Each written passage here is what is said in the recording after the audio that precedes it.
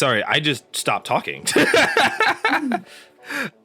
So my thought process is that, so everyone talks about like the thought process of, like back in the day, you used to have the situation where people hated when people went into hiatus, right? And like Mm-hmm. would do these, and like they hated like the idea of like people would like do these, like take a break and do that, and they would like cancel them and all that stuff. But now we're in this situation where people are like behind, like people taking a break. They encourage like a content creator is like, oh yeah, that's great. Like please do that. Like we want you to feel safe and stuff of that nature, And my thought process is like, no one talks about the why though. No one talks about like, everyone talks about like, oh, that's great that that's the thing anymore, but no one talks about why that's the case. So like my thought process is like, I wonder why is it suddenly so accepting for people to do that now? I think it has a lot to do with transparency on the internet. I mean, but back then we didn't have any of the information we have now about like creators in Japan who would literally work themselves to death.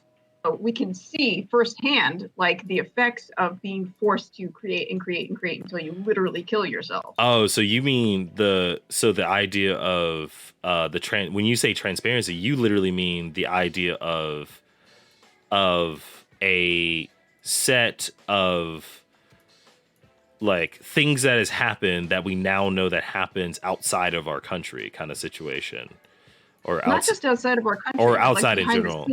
Yeah, behind the scenes. In general, behind the scenes, that an artist isn't just a manufacturer and they're just pumping its stuff out. Like they're a person and they get exhausted, and the fact that they're literally working themselves to death over something.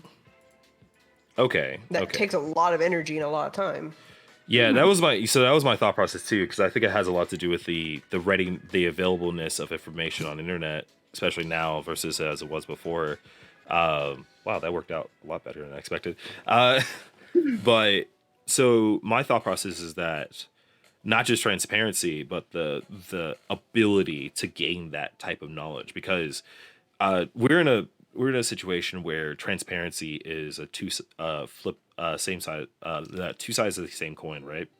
Where you give as much as you possibly give to give your audience something that feels like that's the real you in terms of what you're giving and things of that nature, but it also at the same time feels like it gives just not enough to give this sense of mystery behind it that allows people to really think beyond what that particular sense of creation or anything of that nature is. And I think that allows, and then my hope is that allows people to look past what the information that's given them up front and start looking more into things. And I only say this because of the gaming community. Like that's the only thing I can for sure say that I know enough about, is that in the gaming community, it has completely changed in how transparency works in that. Like, I still don't, like, the argument to me is that I don't think it's that gaming companies are more transparent than they were before. I think that it's harder to hide information than it was before. And because of that, well, I mean, you have data miners, so that doesn't help. Yeah, and I was about to get that. Companies. Yeah, and I was about to get to that. Because of that, you have people like data miners and leaks from journalists and leaks from former employees that like decide that it's okay for them to say certain things now, that they won't have any repercussions for in that situation. If anything, they have more of an opportunity because of it. Now, mind you, I think that's a double-edged sword, because I don't think that's always the case. I don't think that there's like a lack of repercussions. Yeah. I really don't. But no. And I'm not saying that it'll hurt you for what you've done more than you can hurt me for what you've already done to me. Yeah, and biggest example is the person that leaked Last of Us 2 Part 2, because nothing about that person, like everybody thought, that person got charged. Oh yeah, he got charged. But that's not even about the charge. Like, think about this. So, because he got charged because of the fact he was never a part of he was never part of the employee, and he did things illegally to make that work. And the way it worked was basically he coerced certain things that happened to make the leak happen, kind of situation. There's a lot to I don't know too much of it because there's still like some things that you can't get all the information about, and they might not ever will, because Sony is like about trying to get that out of there. But my thought process is that like that particular person, no matter what he thought that he was doing a service by doing something of that nature. But even then, by doing that, because controversy equals sales. You remember how like what was it, sex sells kind of situation back in the 80s? I feel like that's the case, except in terms of controversy. Where I feel like in general, but the problem with that type of thinking process, at least for like online web comics, again, it's free. This is a person going, I'm making this because I enjoy this fandom, or I have this really cool story idea and I'm sharing this with you. I don't know how Webtoon's backend works, because you have the option of having free comics. Right. And the best examples I have are two very popular ones right now. You have My Big Fat Nerd Boyfriend, and then you also have Lore Olympus, which is coming back. What is it? My Big Usually Fat Lore Olympus Boyfriend. is paid. Sort of. Here, this is where I'm getting at. My Big Fat Boyfriend, she updates like maybe twice a week, and they're free. And the way Webtoons works is artists and the author or artist can put out a set amount of strips, and then there can be some that are in advanced, but you have to pay to get coins to access the advanced. But they didn't do that. Strips. They just started that like last year, didn't they?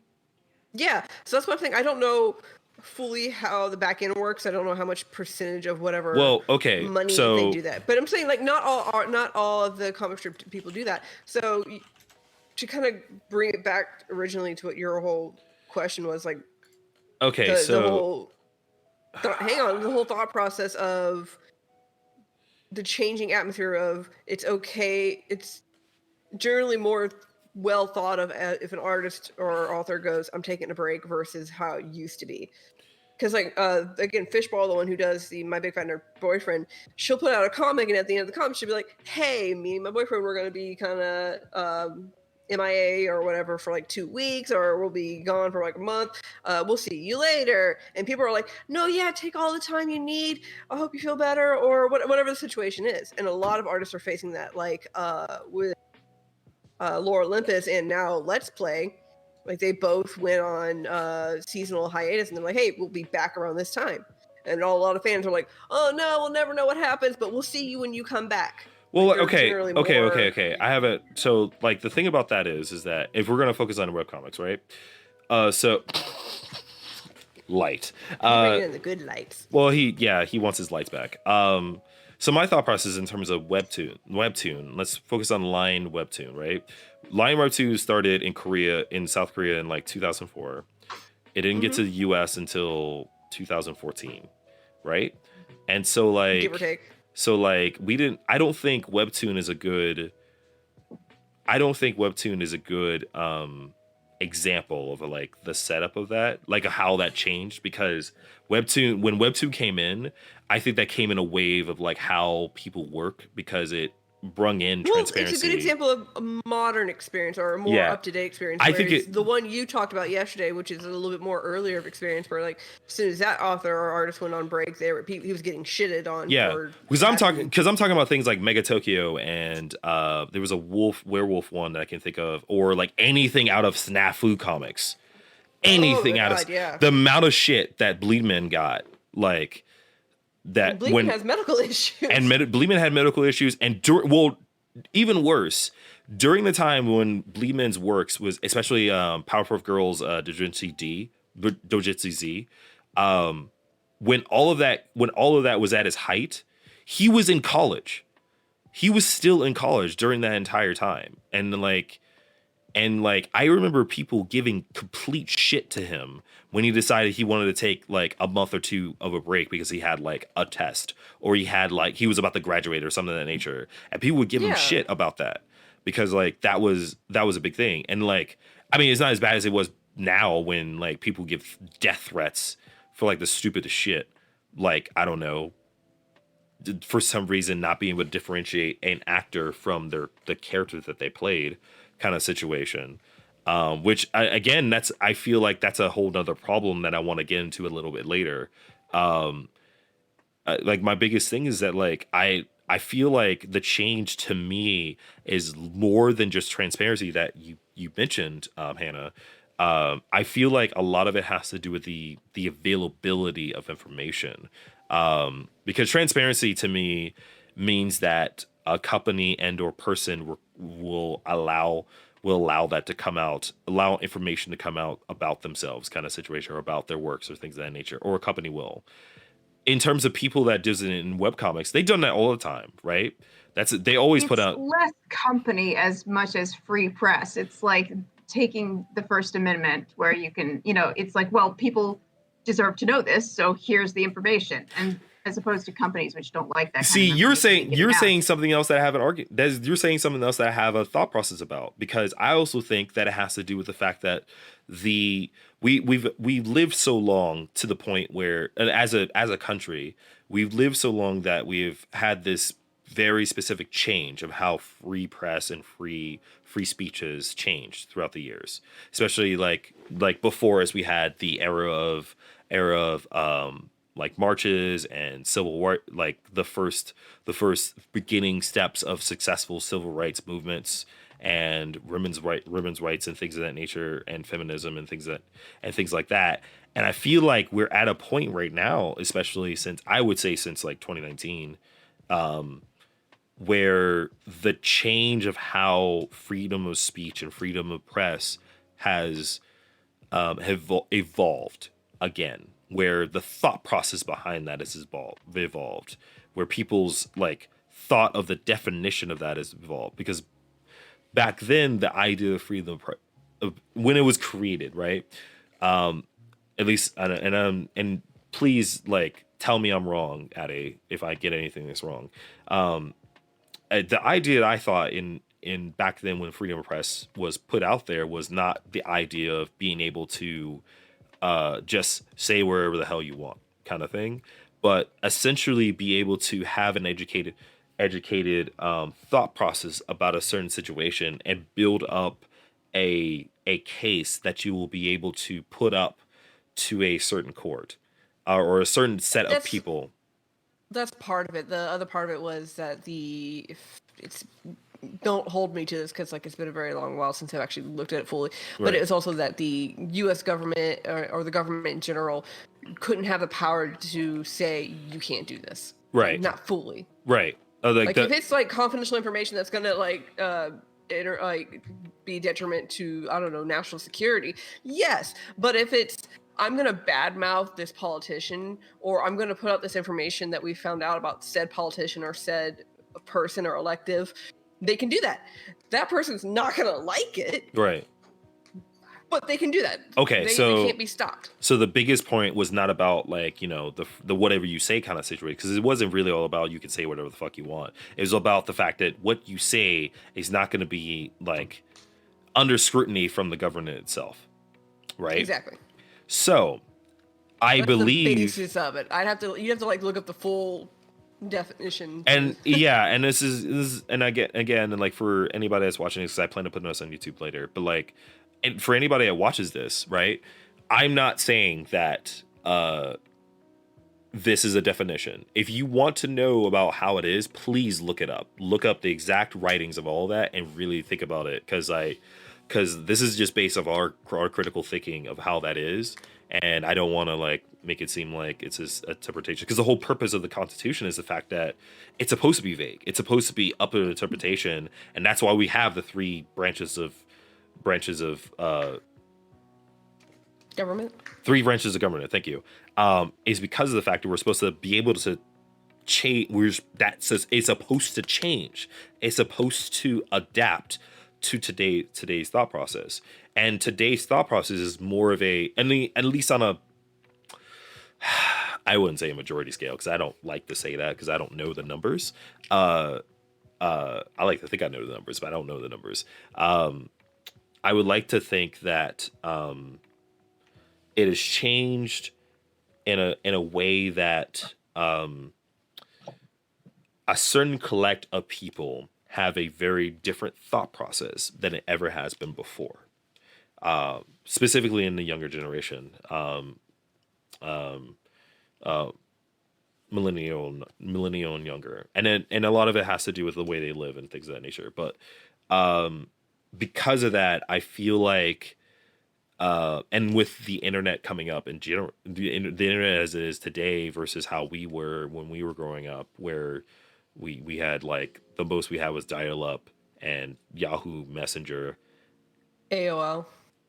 AOL, yeah. You poor souls. That's what I started out with. I had AOL. AOL dial-up. I think we had, yeah, we did have AOL dial-up. Well, AOL had a monopoly at the time, like that 56K, Yep. but we switched off of that real quick. We just switched to DSL pretty quickly after that. What was it? At the time, it was what CenturyLink was used to be AT&T at the time. We've still got CenturyLink. Yeah, CenturyLink bought out that part of the company that has DSL, at least for us, or bought out the whole situation that had to do with DSL. But that used to be owned by AT&T, and AT&T was like, "No, we should get in the TV." Sure, let's buy HBO. No, but I think like because of that, it kind of goes around the fact that like that's why I feel like that's why like the change of like how people think is a little bit different, or the way the information has been put across us is very different. And also the fact that one of the things I love mostly, and this is a big thing I love very mostly. I love that the best form of communication in terms of marketing or whatever you want to go at it about that nature is still word of mouth. No matter how you look at it. Now, the way it's done is differently, right? But it's still most people, you ain't getting found unless other people talk about it. Yeah, that's pretty much it. Literally, my entire marketing is word of mouth. I have no energy to do anything else. I'm on like one website. Yeah. I'm on Instagram, and that's pretty much it. I run an ad like twice a year, but people find me through word of mouth, and that's like, thank God for the internet. Oh yeah. Oh yeah. Well, they find you through word of mouth, but you do advertise in person when you go to cons, when you can get to cons. And then of course you have really close friends and family who are like, your shit's really good, we're going to tell other people, and then so forth and so forth. I even argue, like, the positive snowball effect. I even argue that like cons are not even that big of a like a pull in sometimes, like not as much as like just like a domino effect that you get online like right now, or like in terms of that nature. Like it's a mixture, because like how often have we gone to a booth? We haven't necessarily purchased anything, but we took a card because we liked their stuff, but at the time we couldn't get anything. Okay, let me actually bought it later on. Side argument to that. How many times you grabbed a card from a booth and never said a single thing about it? Yeah, that's the problem. Because usually because I can tell you straight up, I can tell you about, in the last year in Metro alone, I can tell you about those are sympathetic grabs on my part. Yeah, I know that, and that's the case for a lot of people, where you ask them to do things, they'll do it, but they're not gonna do more than they want to do, right? Because like I know I grabbed like a shitload of cards, and I was like, oh, this seems interesting, and I'll never talk about them. Because I'm like, with cons, I found is it's sensory overload, because you go in there and there's all of this artwork, and you're like, oh, I like that, oh, I like that, oh, I like that, and you have to like get through it in a certain amount of time, or else you're not going to get through it. But on the internet, you can be like, oh, I like that. Yeah, and also the problem is not only is it like sensory overload, but you're also looking at your wallet going, I need to eat later. Yeah, that too. I think that's secondary. I think that's secondary, though. I think people are more willing to like break bank for something if they really, really like it or not. Oh, because, no, they are. Because, like, I mean, think about half the things that people like just throw money at, and they know they shouldn't be spending that shit for that. but like they do it anyways, kind of thing. I mean, look at us. Look at look at all this shit behind us, right? Look at all Staring this. at my pins from Yeah. I'm proud of my pins though. All of my majority of my pins are all from Yeah. like artists on Etsy or Artist Alley and cons. But I'm proud of myself. but that's for the thing. that. But those are specific artists that you have done with. And this is my next argument is that like most people in terms of word of mouth don't talk about word of mouth unless they personally engage with that person. And that's like the biggest thing about marketing in general is that it doesn't matter if you just throw a fucking link out there. No one gives a shit. People know when you're being desperate, right? People know when you're just trying to get people out of it. But like most people engage with someone if they just generally like them and genuinely want to know about them. Because the thing about an audience today before back in the day is completely different. Back in the day, the idea of being an audience to a specific piece of content or a person behind that content was the fact that they were never allowed to be like personal with them, or they didn't want to know anything about them, kind of thing, because that would break the sense of it would break the idea that they were normal people. They wanted them to be like this character that was more than life and something that they can aspire to. Now we're in a situation where most people want something that relates to them. They want a person that they feel like they can relate to and feel like they can be friends with and feel like they know the person like well enough to feel like they're close to them, kind of situation. Well, one of the other problems that you come across is with anything, and Hannah, I'm sure you've come across this too, just as a general like artist and keychain maker and other stuff too, is you have, and this goes for webcomic people too throughout the years, is you have the people who have that mentality of I want it now, because we are in the age where we can instantly go, hang on, let me find that, because we have these at our hand. We can easily just go, there's your answer, or boop, there it is. So they have that sense of impatience. So if somebody goes on hiatus, or say an order doesn't get there as fast as they wanted it, or something doesn't happen, they're going to come at you and go, why aren't you doing this? Why isn't this happening? Where's my shit? So it's also that mentality of I want it now. Yep. Yeah. I think to add to that, I feel like that like because you were talking about the add it now because you have the information in front of you kind of situation, right? You have easily able to get that information. I think even more so like I'm trying to remember exactly what I had in mind. So in terms of like the having it now or getting that situation, is that I think that has a lot to do with the demand. I think that has a lot to do with like the feeling like if I do not encompass this right before anybody else, or like feel like that I found this person, or I feel like I've really like been able to grow this into my own and feel like it's my own sense of upgrade, success, if you will, in terms of like grabbing this for myself, right? Before anybody I know specifically does this, then that's a big deal. That mentality of it was cool before it was cool type thing. Yeah, no, and yeah, exactly that. It was cool before it was cool kind of thing. Like you want to be that person like, oh yeah, I did this and this and this, and I'm more, and not even because of like the cool is because of cool, that there's a competition of being a bigger fan.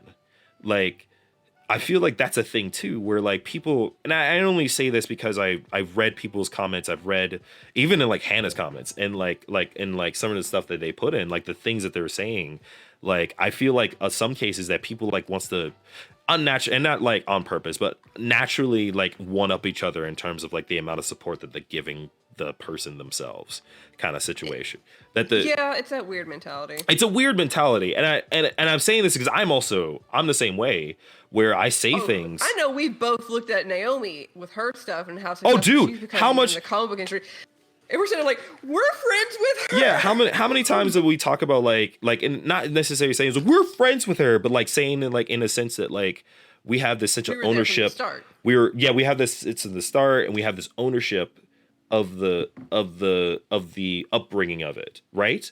And I feel like a lot of Yeah. people do that. Like I feel like there are certain people that I see in certain things.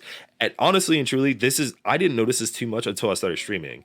I didn't notice this until I started watching other people's streams and watching other people like go through certain things and say certain stuff. And I'm like, wow, this is weird that I'm seeing people that like say these things as if like they are the start of these people's like upbringing. And I'm like, yeah, yeah, the audience is like a big factor into it, but like you wouldn't be into it if that person wasn't that interesting. Like that's the But whole also, point. they And wouldn't even be into it if that person didn't continue to put out content regardless and of what it is. that's Like, Hannah, if you continued, say like you put out your first keychain and that was it. Like, even if you sold like 50 of them and you didn't come out with anything else, you probably wouldn't have made it this far, or you wouldn't have gotten as far as quickly, or however the progress went for you, right? So it depends on the content that people put out. Like, the best example I have is he went by Dude Like Hella, but he did changed it after he had his family, which is fine. right. But he did the Mean Kitty song, and that was like kind of like a one-off because he was just like, I just want to show off my new cat to my friends and family, but here's this funny little silly video. And then he did like really goofy stuff after that, but he didn't get bigger content until he ended up moving to Alaska with his now wife, and then his channel just blew up from there. And then he unfortunately had to quit because YouTube was being an ass. But That was It's just the nature of the beast, though, is that you have to continuously create content in order to be relevant. yeah, well, unless you're in a situation where you're unfortunately getting taken down because of other people on YouTube kind of situation. And we're at this point there's where that. because like the problem with people like the dude like Hella is that like he had children content, right? Things that was geared towards children, and unfortunately, because of certain investigations that came up that had to do with people in comments about a His certain video channel. was unintentionally targeted, Yeah. and it messed with what he was Yeah. doing because he And a he lot of literally had a channels- channel where he was making children-friendly content for kids because he had his own kids, and he's like, my kids really enjoy this. I want to make something that other kids can enjoy because he does have he has had skills within video making and video content and production of that style. And he's like, I want to do this. And because of the shit that happened with that, it knocked him down. But then it also kind of affected his main channel as well, which was just like a vlog channel. Right. So It's and in terms of going back to the retrospect about audience in general, what you said specifically, it makes me think about the fact that even though people say, "Oh, I need to take a break. I'm feeling a little burnout," I think audience still has an internal deadline. I think they do. It's just not as short They as do. it used to be. It's also because they're a little bit more understanding now that like you said, like that semi-transparency is there. Because if you compare online artists or online distributors to comic book distributors or manga distributors, I wouldn't say manga. Manga's different. Japan's manga industry is vastly different. But say comic book industry, you're looking at artists and other people who create these comics, and you're not seeing people going, "We want this now." I mean, I'm sure they're there, but the industry is going, "You'll wait. If it comes out, it comes out." right. Yeah,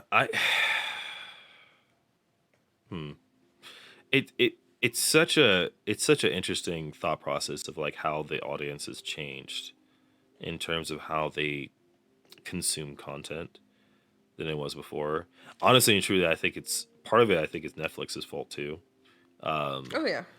And bear with me in this situation where I feel like the ability to binge content has changed the mindset of most audience members.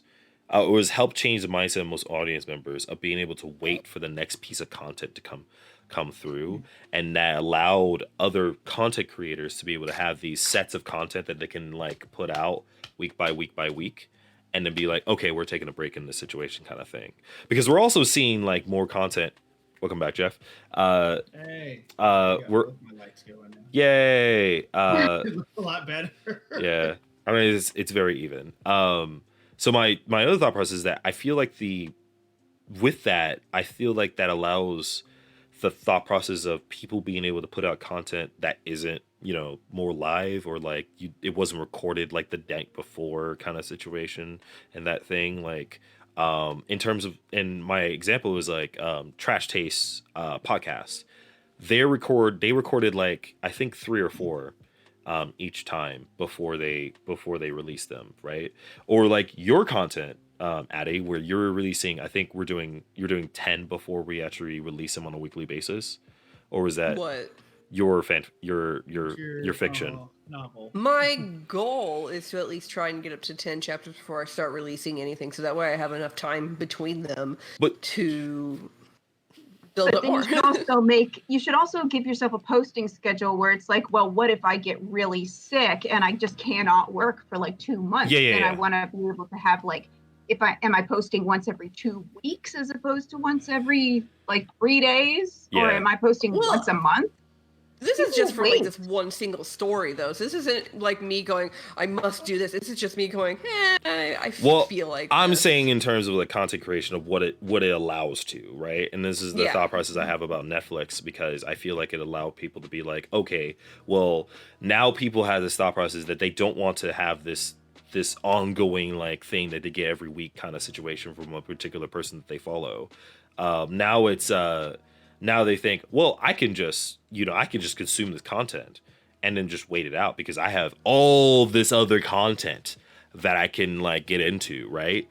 Mhm. And then I could get back into that content and it will make it even more interesting kind of situation. I don't know why I'm doing this as if I'm in the Karate Kid fucking movie.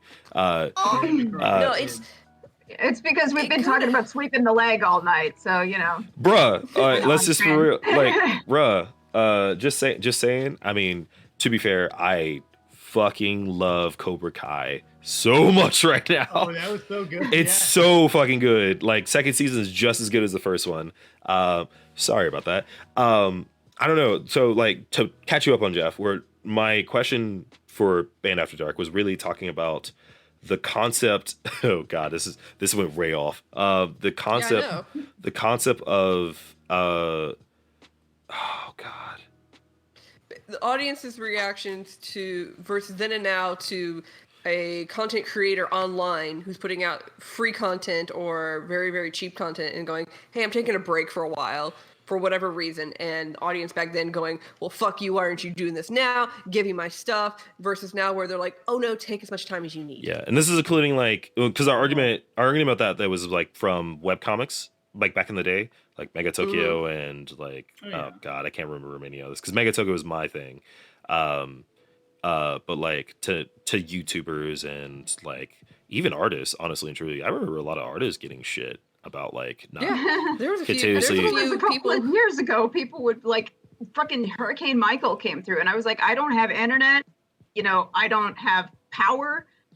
There are 2 trees down in my yard, and people where I was producing content, they were like, well, why don't you release it anyway? I'm like, what am I supposed to be releasing it? Yeah. Oh no. See, you were saying something. This is why I wanted your pill on this, because I didn't know about that. I didn't know that. Like, I didn't know how artists like deal with that shit, because I assumed that was the case back in the day. I remember fucking, and I only know through comic books, right? I remember artists like would get so much shit when an artist for a cover artist would get shit because like an issue didn't come out the week of that week, and they had to wait a week because the artist was like sick and they couldn't meet deadlines, got that nature, and like people would like literally send the shittiest things to them, and I was like, I don't know how artists are like on a freelancer level, or well, comic book artists are freelancers. I'm in on a small business kind of level where they're not working for Marvel or Image Comics or Vertigo or DC. Comic book artists are freelance, but as like we've been talking about before, like Marvel, those companies won't release the information that says, "Oh, our artist got sick, and so we can't." They'll just say, "Hey, it's been delayed." Mhm. So people Yeah. are like, "Well, why? Yeah. Why is it delayed? I want it." But like you made a really good point earlier, where you said the more that the audience sees the artist as a person or the content creator as a person, rather than just as like part of a machine that produces content, the more empathy they're willing to give that person, because it's like, oh, they're human like me. Mhm. And your example of Netflix was also really good, of like, oh, I'm gonna enjoy it and then I'm gonna wait, because what are you gonna do? You're gonna complain? You're still gonna have to wait. You're just gonna be pissed off. Yeah. What can you? Like, Yeah. One of the things that also, like, I feel like in terms of generational, Mhm. you had maybe our generation, a little older, when these contents were first coming out, and the ones who were like, well, fuck you, why aren't you giving my stuff now? We were impatient little twats, basically. And we were like, gimme, gimme, gimme. We were entitled. And as, of course, we've gotten older, we've been able to understand people and gotten more empathetic. And then you have this younger generation with everything that is happening right now. They're even more empathetic and more sympathetic to the situations going on. So they're not going to sit there. I mean, there's going to be those few people that are like, meh, but you've got there are some more of really that generation. entitled people in our generation. For sure. If you They're go on always fucking there. Tumblr, you'll find some really like people who should know better. And it's like, have you not matured? I stay away past from that even side of 12? Tumblr. I haven't been on Tumblr in like 5 years, but like I don't do remember Tumblr. specifically. I do. I don't do I'm Tumblr, very, so. I'm very specific on what I'm looking for on Tumblr, so it's again, I stay away from that side. But again, you've it's also a semi-generational thing, I think, too.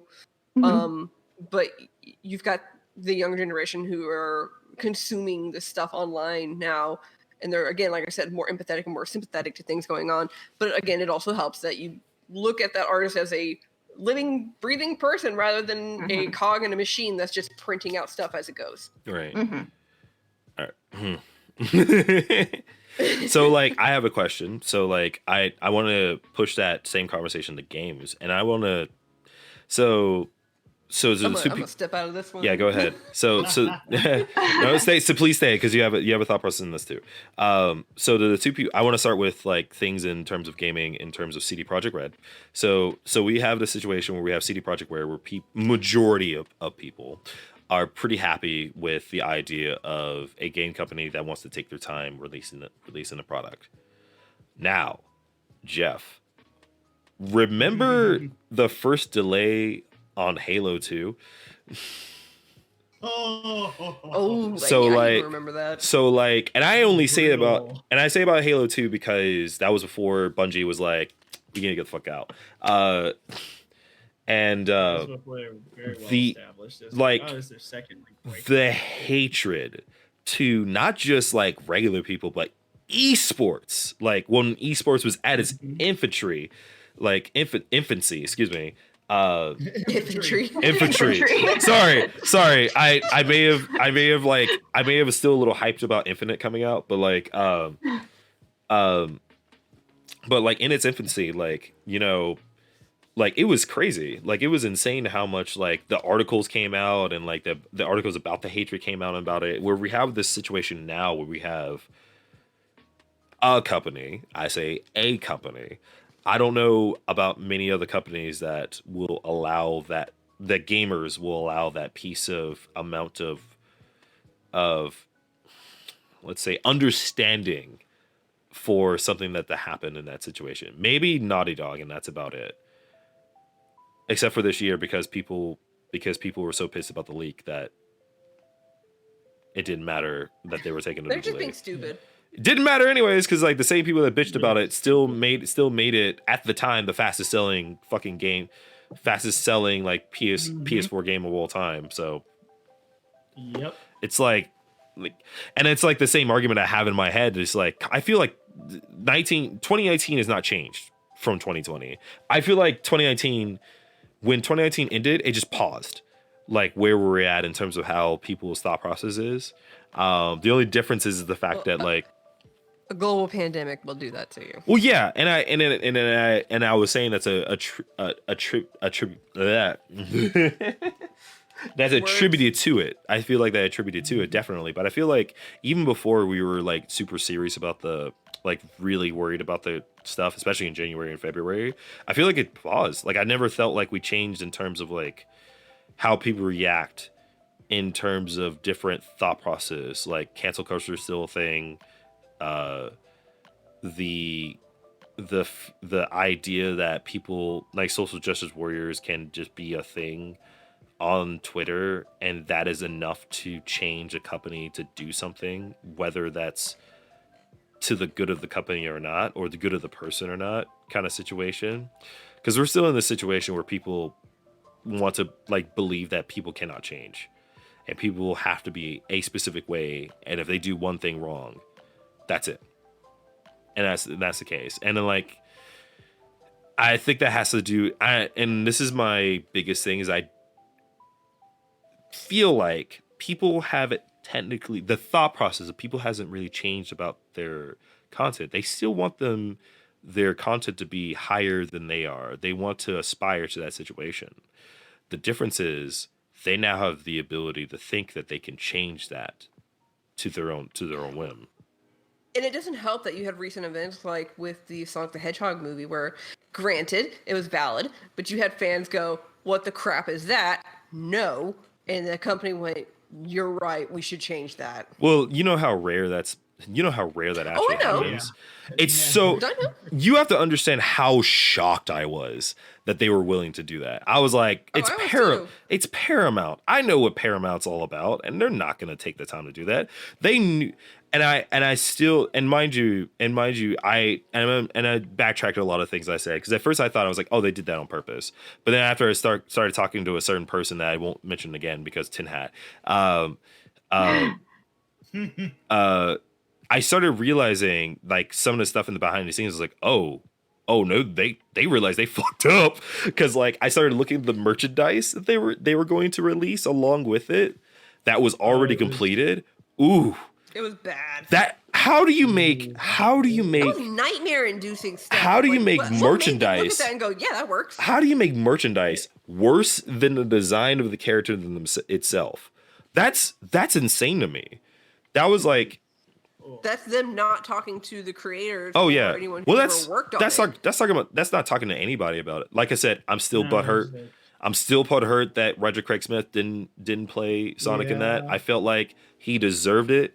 He had every reason to do that character. As much as I like Ben Schwartz as a comedian, I love Ben Schwartz as a comedian. Fucking that special with him and Thomas Middleditch, golden, right?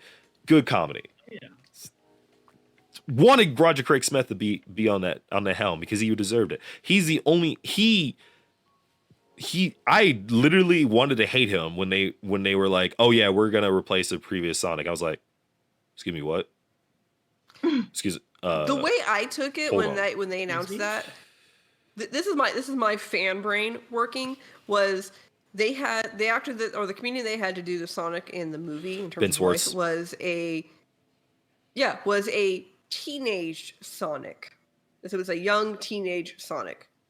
Hang on. And then the cartoon voice of Sonic that we're all familiar with is the more grown up, more mature version. Modern Sonic. Past that, and he's been dealing with Eggman for a little bit longer than that Sonic. That again, that's my fan brain going, Okay. oh, that's why the voice is different. But My- we all know it's just Paramount going, no, we want to hire this guy. My sole no, art. Yeah, Dan. No, let's be for real. I know what it is, but my sole argument to that is that Sonic X. Yeah. Guess when Roger Craig Smith took over?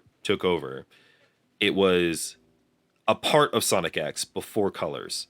That was when Roger Craig Smith took over for the role of Sonic, and that was supposed to be a very young version of Sonic in Sonic X.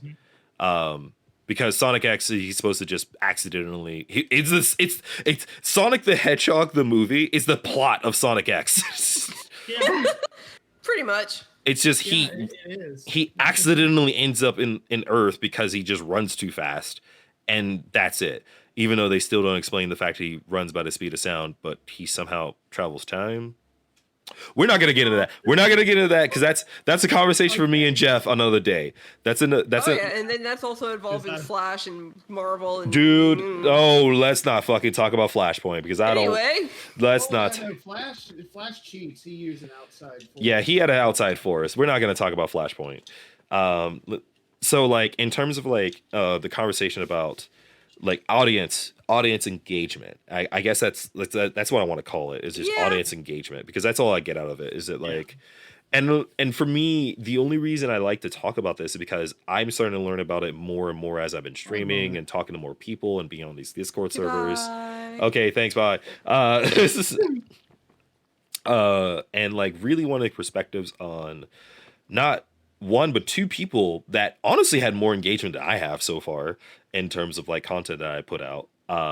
Because like Addy, your engagement with your first crossover fanfic that you have is I feel terrible for that because like I stopped updating it nearly as frequently. Part of it is because I end up losing interest in it, and the other part of it is I get to a point in the story where I'm going, I don't know how to write this out. you know what I wish, and you know what I wish, because that hasn't changed at all, is the book industry, the novel industry, is that like that's still never changed, where like deadlines is shitty, or at least in the US deadlines is shitty, and like the way you have to like put out content is stupid, like especially if you got like a series of books that young adult books, dude, like oh my god, like I feel so sorry for most of the writers in there, except for the writers Some of of those like, are cringeworthy. Like, Except- some of them are good, but some of them are cringeworthy. I will say 4 people that I feel like is it 4 people? Hold on. Yeah, 4 people that are, I think like had a lazy book and just people like took into it because it was just interesting enough for young people that it didn't matter. And that was the person that wrote Divergent, the person that wrote Yep. Twilight, the person that wrote 50 Shades of Grey, and the person that wrote Maze Runner. And I only say this because that's the 4 highest grossing movies in terms that was based on a young adult. Oh, sorry, I missed one. Hunger Games. Yeah, but Hunger Games was actually good.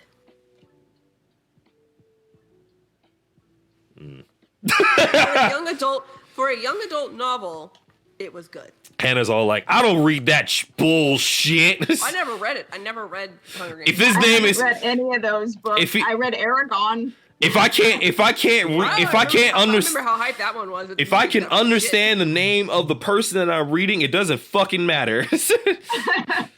Unless the person is Swedish, I don't give a shit. There was one Wait. book I read. It was a young adult book, and it was about a werewolf called Chocolate and Blood, or Blood and Chocolate. It's one. Blood and Oh Chocolate. God! Oh That was made fuck, into a movie, dude! It's good. too.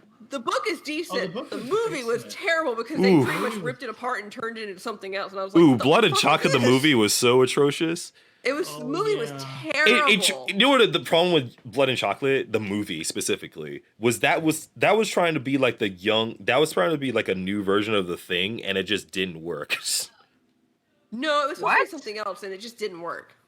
Wait a minute. That's what hold it felt on. like I to thought that me. This was some kind of wait. I thought this was like a romance between a werewolf and a human. Oh, okay. Let me. No. Blood and Chocolate. No, hang on. John I read this Carpenter's book way too the many. thing? No, a I read minute. this movie. I read this book way too many times to know this. Okay, so basically, the main character, she's a werewolf. She's part of a werewolf pack, and there's an upcoming ceremony where the new alpha is going to take over. And the dude who is the alpha can choose whatever mate that he wants, and he chooses her, but she doesn't want to, so she ends up falling in love with a human guy, even though her entire pack is like, "Don't do it," and she does it anyway, runs away, and then the human guy ends up rejecting her, and she ends up with the alpha in the end anyway. That's the whole story. Right.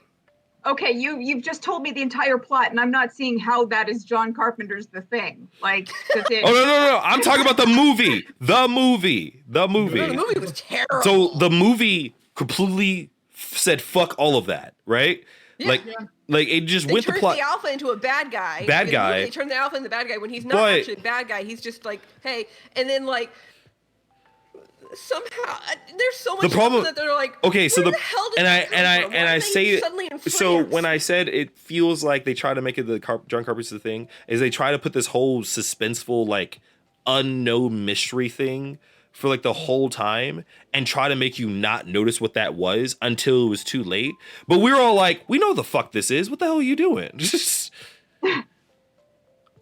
It's like it's a goddamn Yeah, werewolf. the Like, movie- what the fuck the are you movie was doing? Terrible. Oh no, movie sucked. That was so awful. Like, it pissed me off because I really liked that book. I never read the book. I remember I watched did. that movie read and I it was way like, too many times. I remember I watched that I movie and I never was like, read I it. refuse to I watch watched this the shit. movie. I watched the movie and I No, was like, I wait. don't want to read this shit. So wait, so the movie they were like, you'll never guess, it's a werewolf, and the book Oh, is no, like, yeah, no. it's a werewolf book. Like, No, the movie, if I remember correctly, 'cause I only saw it once and absolutely hated it. It tells you that she's part of a werewolf pack. She's a werewolf. It was the whole suspense that like you were trying to see it from the point of view of her human boyfriend, who she ends up like running away with in the end somehow. Yeah. It's so dumb. It doesn't make It's sense. so dumb. And again, they made the alpha who wasn't supposed to be a bad guy into a bad guy, like a true bad guy, and you're like, Like, he was no. abusive, asshole, controlling, like. You know what? Shit. Now I'm curious because I want to know if that thing made more money than the thing. Because John. the new thing, the No, one no, with no, no, no, Joel no, no, Edgerton no, no, no, in no, it? no, no, no, no, no, don't fucking no, we ain't talking about that shit. No, fuck you. Oh no, don't you mention that shit. I love Joel Edgerton as a motherfucker, but I refuse to like let that go because I love the thing, but I didn't know that didn't make any money. That didn't make shit for money Yeah, when it that first was- released. That was sad. It was a flop. Wait, which version? The John Carpenter's. John Carpenter. Okay. John Carpenter. John Carpenter's thing actually was a flop when it first came out. That thing is a masterpiece. But it's such a Whatever. it's such a good movie, but it didn't make money for some reason. I'm like, really? Like, come on. I can believe that. Yeah. There was actually an article that they released the other day that was talking about like films that were flops when they were first released and now people Now they're love them. And it was cult classics or cult whatever. classics. It was so insulting because like 2 days before I was talking about Treasure Planet with somebody and I was like, oh yeah, Treasure Planet. Didn't make shit for You know? money. It was sad. And was it's so like, this is the good. reason why Treasure Planet failed. And I was like, Yeah, Y'all didn't know make that one. shit for money. From DreamWorks. I think it was from DreamWorks. Huh? Or no, it was Fox. It was Fox attempt at animation. Titan AE. Mike, that's your favorite movie. Oh yeah, Yeah, that was that exact movie is why Fox Animation failed. Why the company the company I that thought that was, wait. I thought that was Don Bluth. yeah, it is Don. Sorry. It's the company that Don Bluth made. Tried. Made, but it was still okay. under Fox Animation. Okay. It was still under Fox Animation at the time, but that was the main reason why Fox Animation went under because of it. Because that was like it was his last chance. Hang on a 'Cause second. Anastasia didn't make that much did money either. Anastasia come out? Because Anastasia's under the same company. Did Anastasia come out after Titan AE or before Titan AE? Before Titan Before. Okay. Anastasia was the startup of like Don Bluth's company. Yeah. Like that was it didn't start it up, but like after that they decided to make a movie. They decided to him and another person, I can't remember the producer's name, but that they made a company after that to do that. Titan 80 was the one movie they made it under. And it didn't work. And that movie was a good one, but that It's an amazing flopped. movie. One of my favorite movies of all time. I watch that So good. all the fucking time. I still have the goddamn VHS at home, but like it just never worked, and it angers me. I don't understand why people didn't like the movie. It came out at Too the wrong complex, maybe? time. No, it was like it came out during the Disney Renaissance when everybody was like, oh well, now we're all excited about princesses again, and then they're like, okay, well we've done princesses for about All right, 5 years, but how let's talk about ab- let's- something different? Let's talk And about it. people I were like, saw no, a we really can't. great on now. to kind of go off this. I saw a really great. There's a YouTube video where they talk about the rise and fall of the Don When did it Bluth come out? era. 2000. Because you're going back from like the very beginning of his time where he did work with Disney at one point, and then to him going, I want to make my own stuff. And so then you get all those classic Don Bluth movies that you see until like the absolute fall of it. And you're right, Disney played a big role in his company, just going. Don Bluth's shit was terrifying, my dude. I love Don Dude. Bluth. But I loved it. A lot of Don my art Bluth. style is like inspired by him, like the rosy cheeks and whatnot. But Mhm. Don Hold Bluth, on. man. let's go to heaven. Terrifying. That's terrifying. Secret Like of when you're a Nam? kid, you're like, this is kind of Terrifying. scary. When you're a kid, it's kind of scary. But when you get older and you look at it again, you're like, oh. Hey, Like, oh, no. hey, Jeff. I mean, it's not Ren and Stimpy level. It's not Ren and Stimpy level, but there's a lot of complex thought processes within all those movies. You're like Thumbelina. Hey, Jeff. Yeah. Jeff. There's very slight hint of rape in there. Very slight, even though nothing Oh, actually no, happens no, to that's her. not slight. It's straight up. Oh no, that was straight up. Like I didn't know about Yeah, that until straight later. up. Oh, Jeff. Speaking of Don Bluth, how much money did you waste on Dragon's Lair? Huh? I love Dragon's Lair. Did you ever? Oh, Well, to be God. fair, did you ever play Dragon's Lair in arcade? Yeah. How much money did you waste on that? Because I can definitely say I probably put about $200 to $300 in that game in arcade when Tilt was Oh, yeah, 'cause was that still was one of here. his, wasn't it? He did Yeah, animation that's for Don that. Bluth's game. Mhm. That like I Don remember that. Bluth. Oh my god. I would say Dragon's I'm gonna look Lair. this up now. DVD box set where you could play with your DVD player. Yeah. Yeah.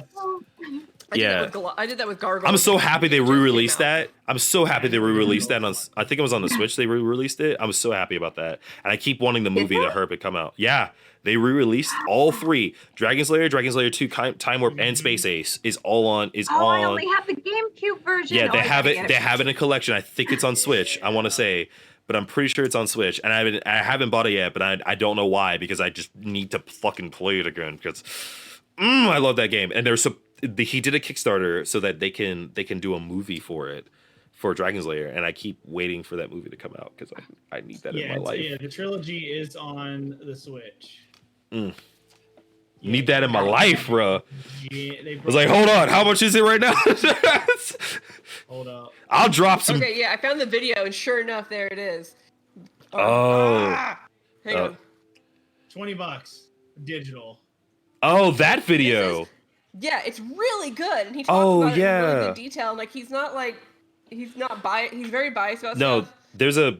it's actually a very introspective talk about it It's because really good. he So goes. It's called If I remember What correctly, Ruined Don Bluth Animation. yeah, That's because what it if I was. remember correctly, he goes really far back into like it's not really that Oh. what ruined it like later, but basically this ongoing thing that has gone on like throughout the time that like slowly Yeah. became worse and worse and worse as it went on, kind of the situation. And That- From it- what I gathered from it just watching the video, feels Tin Hatty, but like the way like the things he says makes a lot of sense if you really focused on Well, no, his career. what I gathered from that video and just personal research in general is Don Bluth just made really, really, really bad business decisions. Okay. So Titan AE failed for a lot of reasons, but things that it had to go against: The Perfect Storm, The Patriot, Unbreakable, fuck. Ooh, yeah. Oh god. And these are things that came out in the same week. Gone in 60 Seconds. I'm trying to think of things that actually did well. Also, it was a cartoon. It was an animation, so a lot of people weren't going to watch it because it was Yeah. considered a kids movie. Yeah, but I mean, you can argue. You like, could. they would say animation is for children, but Titan AE was not for children. It was Uh, very No. dark.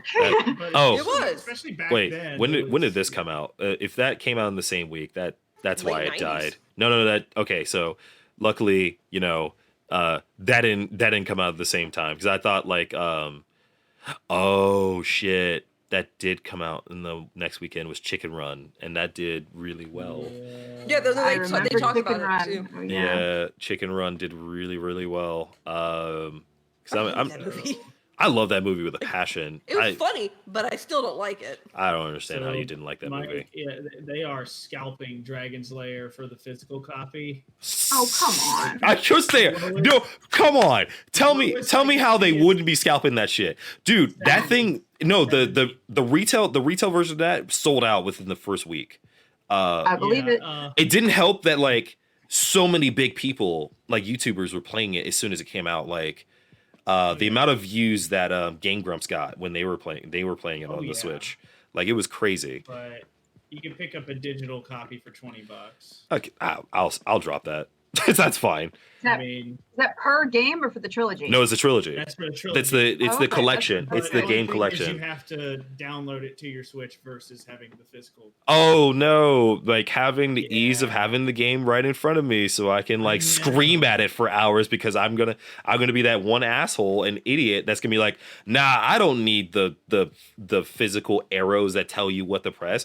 I'll just figure it out while looking at it, even though there's like 4,000 pieces of detail that Don Bluth likes to fuck with you with. Let's go, oh, look at this thing. Oh shit, where's it? But yeah, no, the lowest price I could find for a physical copy was $70. That's 'cause- what? Yeah, fuck the world. All right. We went like way off topic here, but like, no, I don't care. Fine. I'm just One of thinking the about things that, like, really- Rockadoodle. Oh, Wait, which Rockadoodle? Rockadoodle. Fucking Rockadoodle, dude. Didn't that like that not was an do well? interesting one. Didn't that not do well though? No, it didn't. Of course not. Of course it didn't do well. And it had a But I way love better Rockadoodle.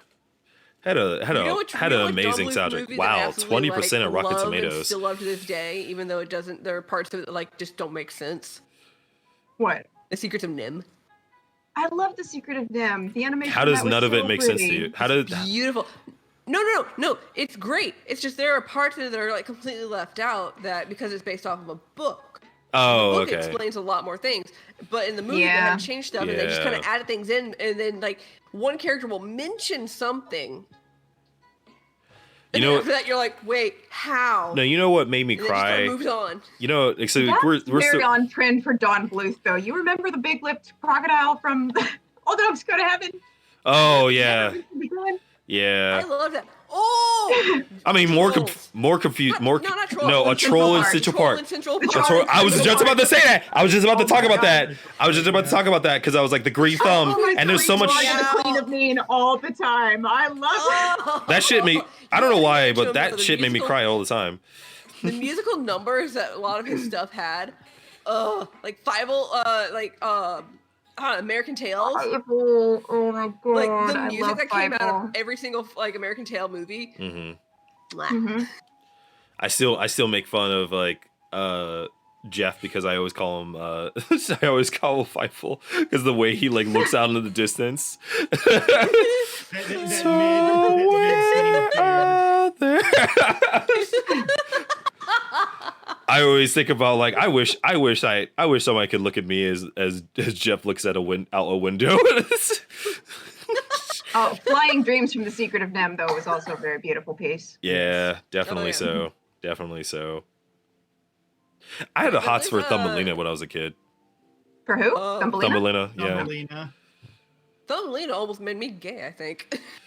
I was like, I don't know, man. Thumbelina's kind of like a hot piece of ass. I'm not gonna lie. She was pretty and hot, but her like naivety and her like semi like blonde attitude was like what threw me. I was just like, no. Well- Wait. You're saying that Thumbelina was naive and blonde, and you are missing the fact that she's, of all of Don Bluth's women, like, the princess from Dragon Slayer, whose name is escaping me at the moment.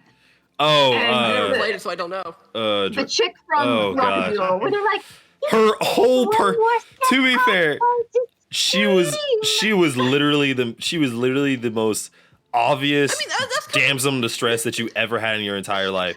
She was Well, yeah. your whole purpose of getting there was just so you could see her, she's got, and like, then you're nipples like, out. She's like, yeah, you're like, oh shit, there's boobs. No, that thought process that I just described was my younger brain thought process when I was a kid.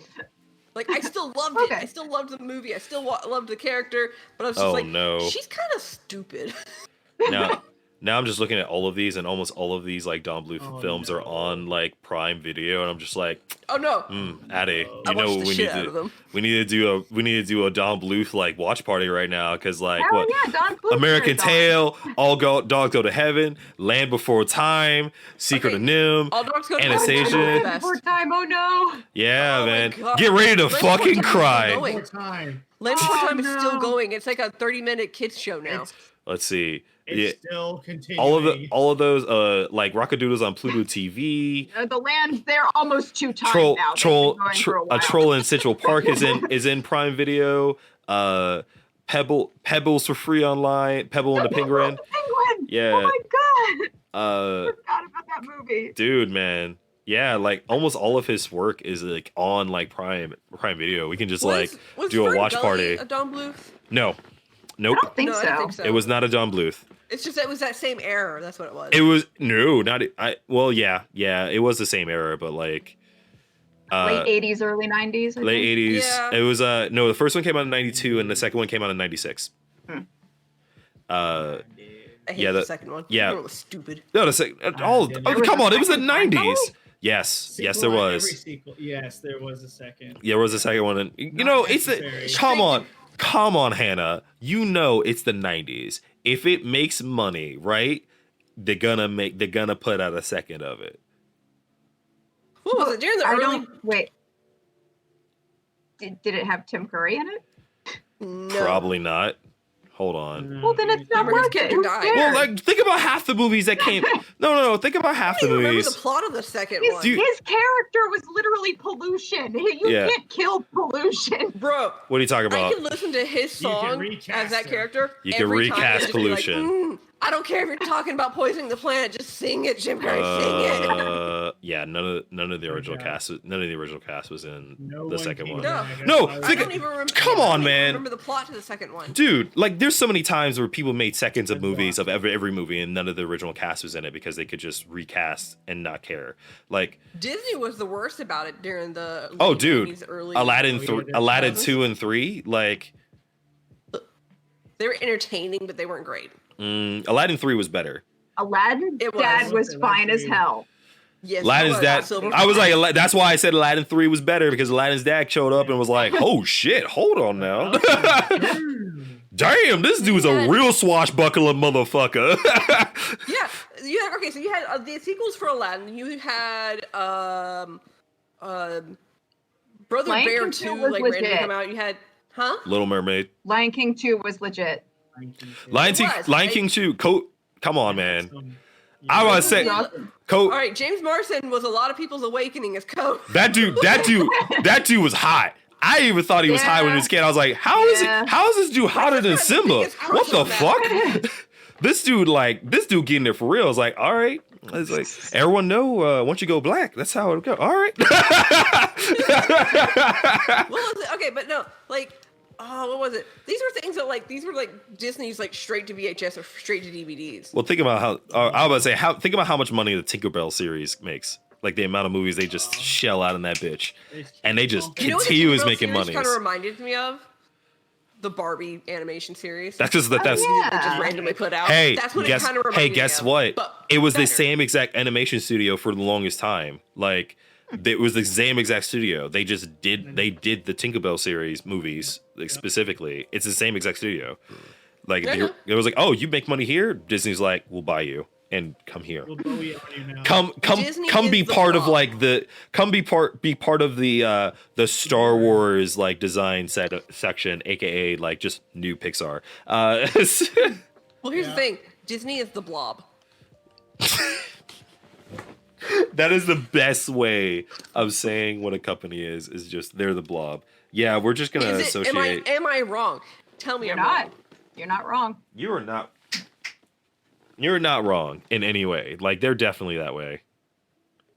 Don't look at the camera, They're kind buddy. of scary. There was Yours I had a is story right through the camera. like this is how scary they are. I had one of my professors when I was going to college early on for my AA. It was one of my humanitarian classes. Anyway, he talked about how like in his hometown there was a bar and the bar was called Mickey's House because the owner his name was Mickey, and he had like this like mouse character that was part of the logo for his bar, but it wasn't like Disney style mouse. It was like kind of like Rat Pack type, like here's a mouse type thing of the beer. And Disney apparently found out somehow and contacted him and said cease and desist. Oh, all right. And he's like, but it's my bar. And they're like, then take the logo off or rename it. So Wow. he ended up having, so in order to avoid any legal or any legal battle or any type of being sued or any way, he pretty much just had apparently changed the bar to like Mickey's. Whoa, wow, that's Sucks. crazy. But and he had to remove like the little character too. Like that's how protective Disney is. Like they're just like Yeah. back off our shit. So like, Mhm. does anyone remember Quest for Camelot? Yes. That's on Yes. that's on Disney Plus now. Is I it? almost watched Really? but I didn't want to What? yet. Yeah. How? Mr. Camelot is That was Disney? that was owned by Warner Brothers. Oh, wait, Yeah, that was no, Warner not Quest for Brothers. Camelot. It's I'm not thinking the Disney sword. Plus. No. You That's talking the about Sword of the Stone. Source? You talking about Sword of the In the Sword in the Stone? Talking about Sword in the They had Stone? that one, I think, but no, there's something else that they just. Hang on now. I Hold gotta on. find out. I was like, wait a minute. What was the cauldron? What was the cauldron known by?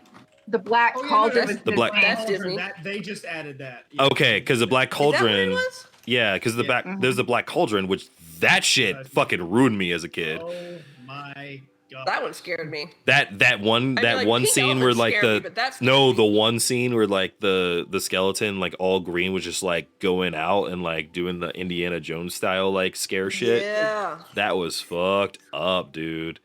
No, the Quest for Camelot, like, I think I watched that like maybe once No. or twice, and then like No, lost that was- interest in it, or No, I watched it a lot because we had the VHS because that was like where Arthur was like Shoot, I blind. saw that. Garrett's song was so good. Garrett's song was amazing. it was. And it was like yeah, because Arthur was blind and like if I remember correctly, Garrett was blind. Arthur was Garrett, fine. sorry, Garrett was blind. That's who it was. And then like was it Ruber was played by Gary Oldman? Gary Oldman. Yeah. You ever think about that shit? Like I was like, what are you doing for money? And I guess this. Yeah, because I thought about the cauldron, but then I was like, oh wait, no one talks Yeah, about the Black Quest for Cauldron. Cam- That's what. the Black Cauldron. Yeah, that's. No, that shit was fucking. I- That shit was fucked up. I was like, how is this for kids? Oh no. Shit, It's I not. remember Quest for Camelot. Like I remember seeing it in the theater, like when it came Mhm. out. Like at the theater, they handed out little like passports that said like Camelot, and I'm just like, oh, this is Oh, cool. that's cool. See, this I is didn't why. get to see that movie until it came out on VHS. See, this is why I love that like I don't have kids is because of the fact that I don't have that feeling of like like all these things that we have like consumed. I don't have that feeling like man, kids shouldn't watch this, but I still have that feeling like man, kids should definitely watch this. Like just to understand that like shit gets Black dark. Cauldron, hell yeah. Yeah, let's just ruin people's lives by like just understanding that there's death. See, there No. are things like that we grew up with, especially on Nickelodeon, that we really should not guess. have been watching. But we Here's watched what it I don't anyway. understand. I've read the Black Cauldron books, and the Disney movie was scarier than the scarier. original books. Dude, Yeah. that made no sense. I didn't read them until after I watched the Black Cauldron. Yeah. And then I read it and I was like, what the fuck is this shit? This is like kiddie play versus like watching a dude literally die in front of you, like just like spilling like acid. I'm like, what the fuck? Like, it was terrifying. And the dark imagery, like in general, like came around that. Like it was just constant like misery, like the entire time. There are certain books that I read as a kid and or as a young adult that I'm very full for that have never been turned into a movie. Because one, it would not be the same, and two, either the movie is going to be either super corny and bad or super dark. What is that? Mhm. There's one. It's a really cute book. Like the book itself is really good. It's called Jeremy Thatcher's The Dragon Hatcher, and basically this kid ends up like pulls what your character did and or pulls what Mel's character did in your campaign, Hannah. Goes into a magic shop that randomly bumps into and ends up with a dragon egg, hatches the dragon, and then must figure out a way to get this rapidly growing dragon out of the city and help it migrate to like the place where dragons go that nobody knew about until now. That sounds like a better version of Aragon. It sounds It like a is. way better version of It is. Aragon. It was like I read like the first book of Aragon and was like, Aragon was just This Star is Wars that with book. dragons. Thank you! Fucking thank you! Yeah. Like I hate the books so much, and I don't understand. I was like the only kid like in my school that was like, he was 14. Okay? "Fuck you, Come Jeff." on. No, no, He- that bitch wished he was a goddamn Luke Skywalker, and that's what he thinks it is. oh my get god, I that. remember But when they he's a came out 14-year-old and I was kid. like, come on. I literally said that when I was in middle like, school. just the tail end of like Harry Potter, or like it was getting really close to Harry Potter ending, and people were like, "Oh my god, have you read Aragon yet?" I'm like, "What?" And they're like, it has dragons. I'm like, That's literally the only reason "What people kind of liked it. It was like And it they're like, has "It's really good, dragons. it's better than Dragons, Harry yeah. Potter," and I was just like, "Nope, you lost me." It Out- wasn't- I was it wasn't also- better than that, but it's just- I'm sorry.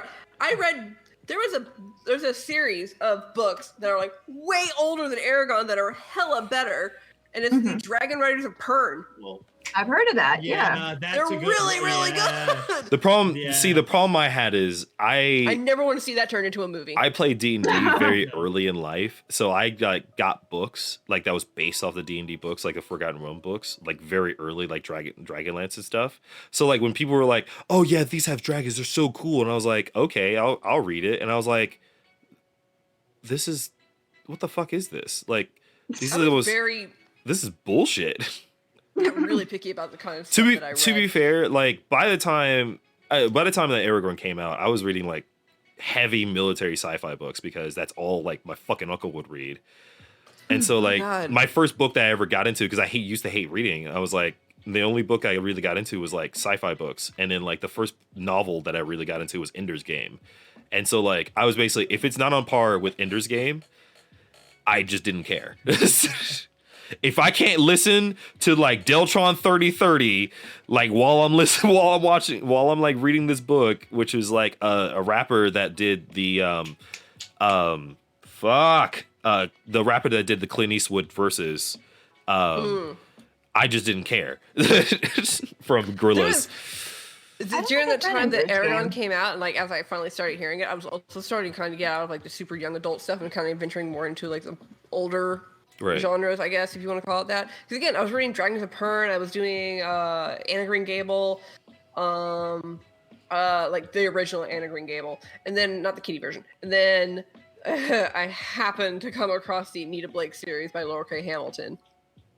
I probably shouldn't have found those at that young of an age. You had that smut but I real found early. them. Yeah, that's smut real early. Also, wait a minute. Oh, yeah. Wait a minute. So you never heard of the Ender Game series? Or the Ender series? I Or I'm think talking. I've heard about it because Oh, go ahead. Go ahead. Sorry. I think I heard about them, but I think at the time I wasn't interested in that genre. Hannah was saying that I don't think she knows anything about Oh, it. I haven't read them. Oh. I watched the movie with Harrison Ford. Was he in Yeah. that? Yeah. Okay. Yeah, I saw the movie. It was but I'm alright. like, what? I thought I'd read it, but no, I It's started all right. to read Okay, it, so and I let me. started to read Artemis Fowl, but then I never read either of those. Couldn't get into that Couldn't one. get into Artemis them. Fowl, I'm okay with. I liked it when I was a kid, but I can't like it today. The movie sucks. I haven't even watched it because I know So- nothing about Artemis Fowl. Okay, so Hannah, Mhm. I got some homework for you. All right, I have the entire series except for the last one, but I'm down. I need new things to read. it's a great read series. I will say you mine. this: the movie was more like a greatest hits of the Ender's Game book because it skips a lot of parts that are very important. Okay, from the perspective of someone who never read the books, the movie was decent. It was decent. Like I'm Yeah, not. it was a pretty good movie. As I said before, I think it feels like a greatest hits movie. I think Asa Butterfield as Ender himself was amazing. Oh, he did a fantastic I think he did. job. I think he did amazing as that character. I was totally down for it. The person that played Bean made a lot of sense. Like I was like, oh yeah, this is Bean every single way. My problem with it is that they skipped out on a lot of parts that are very important. Like they skipped out on like one of the biggest parts that are very important is like since everybody's watched the movie, you know how he eventually goes through going to bugs and like understanding how the bugs work and stuff of that nature. The reason why that's the case is because after like he already has a sense of sympathy for it and things of that nature because he has a different wired fucking brain and that's why he gets bullied a lot. It's because like he also has these dreams and these like particular games that he plays in his bed every night. And Which character, Ender or Bean? Ender. Okay. Ender. And the thing about that is that he keeps playing these games that he keeps playing that's about like fighting the same like scenarios and things of that nature that has to do with him. And that is why he starts to learn more and more and more about it because he thinks more like how the bug works and because the thing they work out is that like, oh, he just thinks like a bug. It's more than that. He understands the perspective of the bugs. And like the whole purpose of that ending part when he realizes that it's a real mission, he actually is distraught because he never wanted that to happen. By that point, he actually became sympathetic of it.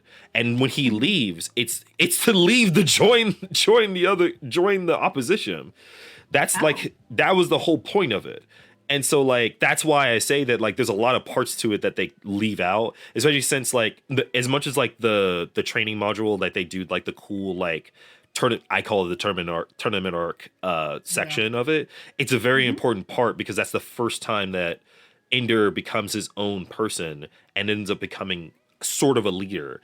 And the problem is they did it in one game. It takes about, I would say, about 17 games before he really like has a camaraderie with his group to the point where he can actually like fully command like his whole group in a way that makes sense. Because the thing about it is that if you really read the books about it, it feels like Quidditch, but not in a a shitty like one person is just good at everything kind of situation kind of stuff. Like, because like another part of the book, I don't think I have it. I want to buy it, but like a very good version of that is Bean's shadow, which is everything that happens in Ender's Game is in Bean's point of view, and it puts amazing perspective of how he sees things. Because Bean is with him pretty much the entire time, and pretty much is the only person that knows some of the things he does at night. When no one's looking kind of thing, and everything in its perspective really takes a turn of like how a normal person that doesn't think like Ender really sees like how things are done. I love that. It's literally my favorite series of all time. I will definitely come by and just like drop it off like here. You'll read all of it. There's one book that isn't that great, but it's fine.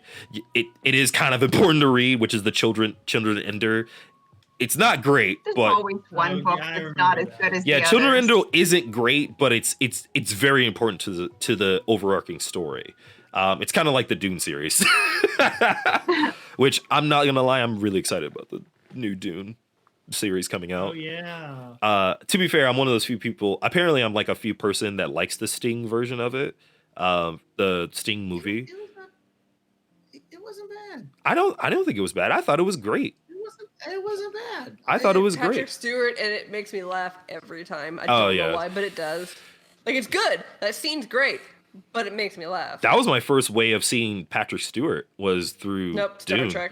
Yeah, I didn't know about him until Dune. Again, I have Dre as a fucking person that gives me most of the content. So he's like, here's all of these things you'll never understand as a fucking 10-year-old or a 6-year-old. I'm trying to remember when he first gave me shit. No, I watched Dune when I was 8, and I just got back to the States. And so like I didn't understand a thing about it. I was like, this looks fucking cool. Fuck. What the fuck is this? There were things like I found like What's Spice? Like what was it? Xena Warrior Princess Hercules, Texas Walker Ranger, Ren and Stimpy, Rocko's Modern Life, Angry Beavers, like that whole like all of early that. 90s, mid 90s like shows that were coming on. Like I absolutely loved it. And my mom was like, I don't know how I feel about this, and I'm just like, See, I know this isn't real. I still want to watch it. Like I remember growing up and watching Star Trek Next Generation, and I loved it. But there were certain episodes that, for whatever reason, as a kid, kind of freaked me out. Like I liked it, but it freaked me out. Worf kind of scared me. I loved There Worf. Worf was I love badass. him now. Worf There's, was my favorite. Just like The I episode legitimately where hated the Data show unless Worf dreams- was in it. I know. The episode where Data dreams for the first time freaked me the fuck out for whatever reason. But now watching it, Okay. as I'm older, like watching it again, I'm like, this is really kind of cool. No, I remember I didn't like watching Star Trek when I was a kid because I thought it was boring. No, I loved it. And I only liked it when Worf was in it because I was like, oh, Worf is like a badass. And then Dre like put it out there. I was like, yeah, the guy that plays it like it. And I was like, oh, well, that's cool. Like, is he like the only black guy in this? He was like, yeah. And I was like, so he's the most important, right? That was my thought process. So this is no. This is my thought process. One black guy. Oh, he's the most important character. That makes sense. He's a different. No, I don't know. I think my love for Star Trek Next Generation also came from the fact that you had a lot of these actors. Like half the cast from Star Trek Next Generation is in Gargoyles as the voice for a lot of the characters. Oh, cool. Didn't that put that into mine until I was in high school. And then you had LeVar Burton doing Reading Rainbow, which I really loved that series. And absolutely loved watching Okay. it. And then you also had then you also had the guy who did Will Riker, John Franks, like he did the Fact or Fiction thing on Sci-Fi at the time. I will Is tell that what that is? Is that what everybody's like posting all those memes from where he's like Most on a likely, yes. bicycle? Yeah. Yeah. Yeah. No, yeah. Oh my god, the introductions, like the way that some of the things that they had him do for the introduction was absolutely hilarious. Mhm. And I was like, why is he riding a bike? Yet again, Fact or everything Fiction was like the Are You Scared of the Dark but older. was it's sad Okay, because okay. everything that everybody did outside of Star Trek when I was a kid, I liked better than Star Trek. Like except for liked it Worf, all. except for Worf and LaForge. Because there were two black guys and like for LeVar Burton, I hated reading Mayberry when I was a kid because I hated reading as a kid. I hated reading with a passion. So like anything that had to do with that, I didn't know. I didn't know they were like the same person. I was like, oh, that's a completely different person. That's a person that just My favorite episode of hates Reading me Rainbow and personally. ever. My favorite episode of Reading Rainbow ever. Actually, there's a few of them, but my favorite one was when he went on, and I absolutely loved the way that the way he presented it, and as the way the producers and everything of Reading Rainbow presented it was I think they started realizing that a lot of kids were noticing that you look like this character over here, and he goes on and goes, I am what's called an actor. I play this character on the show that you may have watched called Geordi LaForge. This is my character. These are my friends. They also play on the here as well. And like the best scene comes out of that is when he's talking about how the process of Michael Dorn gets into Worf's makeup and everything. And obviously they don't show the entire process, but they kind of give you like clips of You know, where because got it takes the like 9 headpiece on hours. the wig. Yeah, but then like the camera pans out to the outside of the makeup trailer, and like the door just opens up, and there's Michael Dorn in a full Worf costume, and he goes, "Make way, I make wide steps," and he like just steps down. I'm just like, So I never watched that episode in my entire life because I refused to watch the show. great. It was It's great. literally I was never really watched good. it. I do remember that. I never watched it because I never liked I the just- show. That took it was me just a back. great explanation because I felt like maybe some kids had mailed in fan letters or something and was like, hey, you look familiar. And he's like, oh, let's address this on here. And I think it tied into a book that he ended up talking about. It was like about space or stars or something like that. Yeah, it was. Or was it? So it was something that it tied into a book about like outer space. I remember. I just that. remember I was that asshole that basically said if it didn't have pictures in it, I didn't care. That was half the books that he was like showing up on there. I know. Dick. You would have hated. I told you. I bet you didn't like hated Wishbone, reading. did you? Huh? Wishbone. I didn't know about. I didn't Everybody know loves Wishbone. what Freaking Wishbone. love that show. Didn't know what Wishbone was until high school. Oh my Never God, heard of it. Wishbone was freaking. Never heard of it in Wishbone my entire episode was life. The Treasure Island episodes. Yeah. Didn't hear about it until high school, and I had to read about it before I knew it was existent. Oh my And God! I never remember knew when what it was. The Wishbone Scholastic books came out, and I bought those at the book fair. No, I didn't know until high school when someone had the entire collection in the library, and I was like, oh, this looks cool, and I'll read it.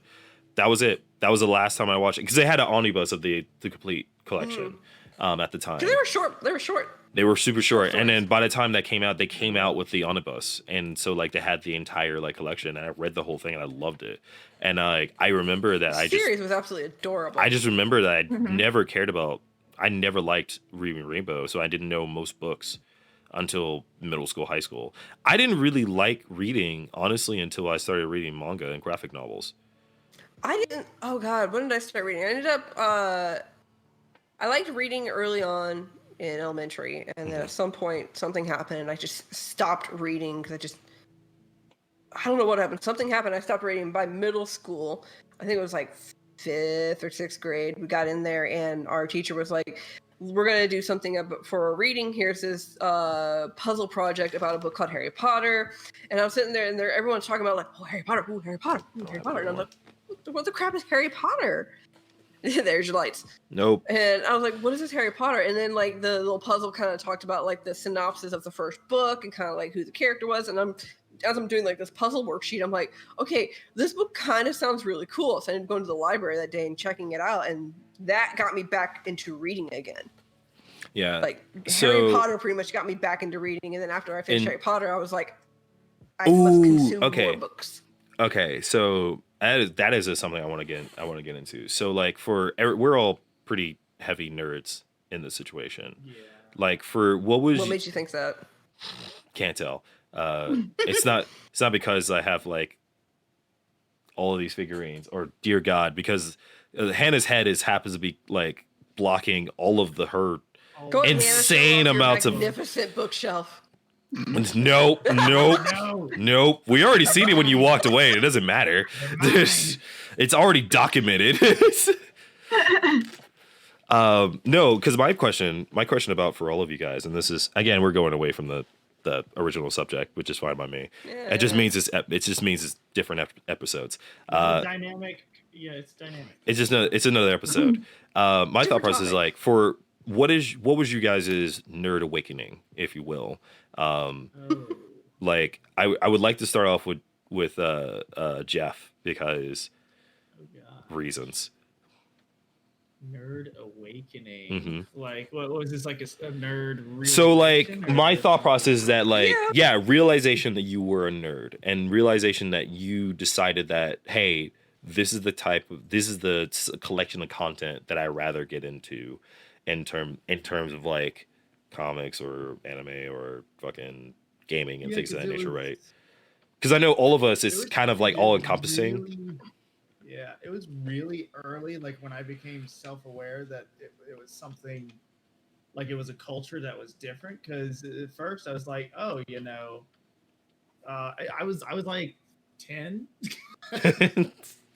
I was, because no, it was like, because like I'd always had like comic books, because I had like GI Joe comic books and Star Wars comic books, and when Marvel put out the Star Wars, and I think it was who put out GI Joe, I can't remember. But I always had a lot of comic books, and and Pokemon was really big during that time.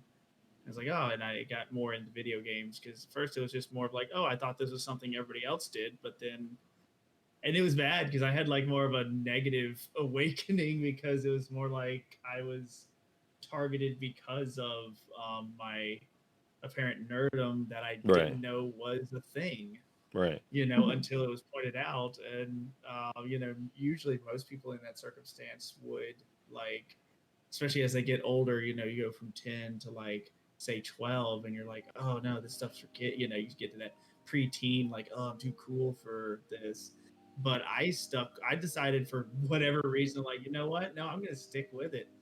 People, just make fun of me if you want to or not, but I don't give a shit. Okay, so around that time, Right.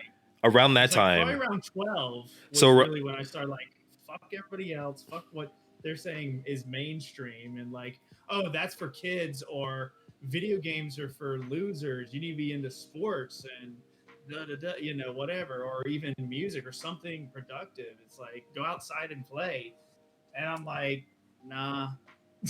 so what was that one thing that you were enjoying during that time, where you just stopped caring, and this is the type of content I'm going to get to, and this is for me forever, that kind of like push you to that situation, whether it was a game, like, or I don't comic even or know if it anything. was one thing. It could be a collection of things. Yeah, it was.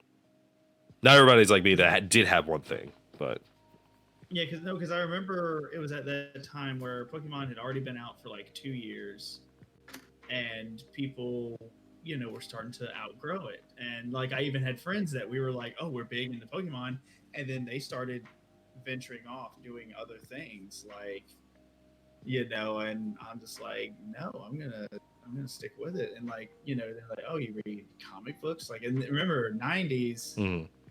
This was late 90s, early 2000s. Comic book industry was like no one. Experimentation. We're desperate. Like, no one bought comic books. Mm-hmm. Oh man. But it was, because mainly because what I was reading comic book wise at the time, I was reading a lot of the X-Men. It's definitely like a mix of like Pokemon, like video game in particular, Mm-hmm. and X-Men is really what had that. And because it was weird, because I was like, and it was funny because like not too long after that is when like the X-Men movies started coming out and stuff, and I'm like, see, Validated. Validation. Oh That man. was my exact journey too. Oh really? So Hannah, let's Yeah, And- Pokemon into X-Men, and then the X-Men movies came out. wow. Wow. That's crazy. Validated, yeah, because I also saw myself because I really related to X-Men. I've always related to Spider-Man because he's like an everyday normal person. Mhm. But it wasn't until my nerd awakening into that time where related to X-Men as being someone who's being treated differently. Even though it was different because they're treated differently because of what they are, but it was like I was being treated differently because of like my interests. Right. That's great. That's And- crazy. And it's just like, you know what? No, I'm not going to give up on my X-Men. They're not. So for you, Hannah, like started off the same way in terms of like Pokemon and like, X-Men. Yeah, Pokemon, and then into X-Men comics. And I think my first X-Men comic was Dark Phoenix Saga. Dark Phoenix. Wow. What a Yeah. woo, Wow. what a saga. What an arc to Yeah. start on. Which is why the Hellfire Oof. Club and particularly Mastermind have always had a special part in my heart, and which Oof. is why First Class bothered me so much because they did I get a it. terrible job It's a representing the Hellfire it's a Club. terrible job. Yeah. No, the first class. To be fair, first class sucks anyways. Like we all know that first Yeah. class sucks. Like, but damn, what a Just use thing to start on. Like that entry. That's like that is a heavy ass entry. None of the Mystique parts, none of like the Iceman parts, none of when Rogue first becomes like being able to fly. Just Dark Phoenix. Straight All into right. Dark Phoenix Oof. Saga, yeah. Because that was it. Because like I remember, because now, like when you think about it, that was a risk. Like Oh yeah. that was a risk they took Mhm. to like put that out there. It's like, oh yeah, Dark Phoenix is about to just murder, like Jean Grey's about to just murder people, and I was like, like everybody. yeah, I didn't. Indiscriminately. And I was one of those people, I didn't understand it, so I didn't read it that often when it came out. I unfortunately had to. Well, no, not unfortunately. No, I ended up watching the show, and that's what like introduced me into the series. But by that point, Of I course knew they about glossed everything else over it. before it. And they glossed over. I mean, I wouldn't say they glossed over it. It's just that they didn't take as much time Well, into it that It that didn't there go as is- deep. they didn't go as deep into it because there's a lot of parts to it that And it really wasn't nearly matters. as dark as the comics. Well, it was a Okay, 90s no. cartoon. Like that was like the Yeah. thing. Like it's I mean, and I'm not gonna lie, the 90s X-Men did go deep in a lot of like They things did. that a lot of Oh, other yeah. shows Oh, didn't yeah. do. Like I never saw like anything else before that time, and at least in the 90s, that like really delved deep into like racism as that show did, Mm-hmm. honestly and truly at the time. And they did that real sneakily. The writers of that did that real Oh, yeah. sneakily back in the day when you like Oh, yeah. just threw so many shit at the producers that they just had to pick one kind of thing, as they had to Yeah. pick the best out of it. And I was But- like, oh, there was much worse than and this.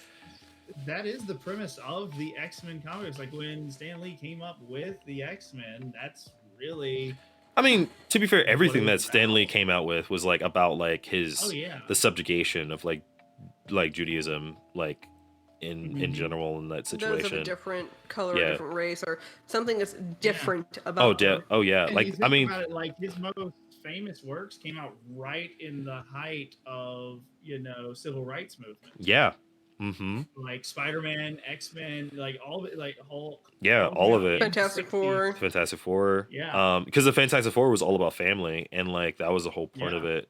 And it's so sad, and now it's become a pigeonholed. And now we finally get Fantastic Four back in the Empire series, I think it's what it's called, which is like a Avengers Fantastic Four like crossover.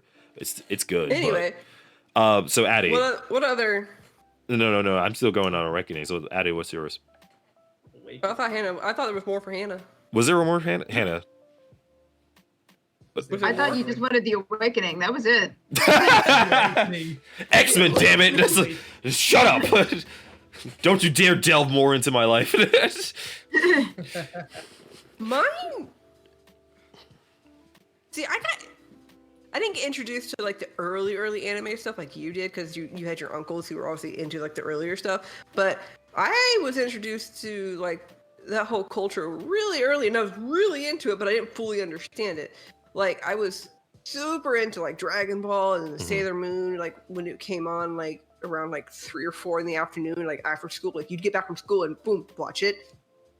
And my mom would always call. I remember now her calling it the Japanese cartoon or the Japanimation or that Japanimations. cartoon that like that cart. She's like, that's not from America, and I was like, okay, cool, I don't care. I like watching this. Please stop talking.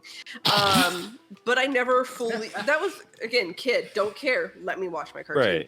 Right. But at that age, when it first came out over here off Cartoon Network, like I didn't understand what that was.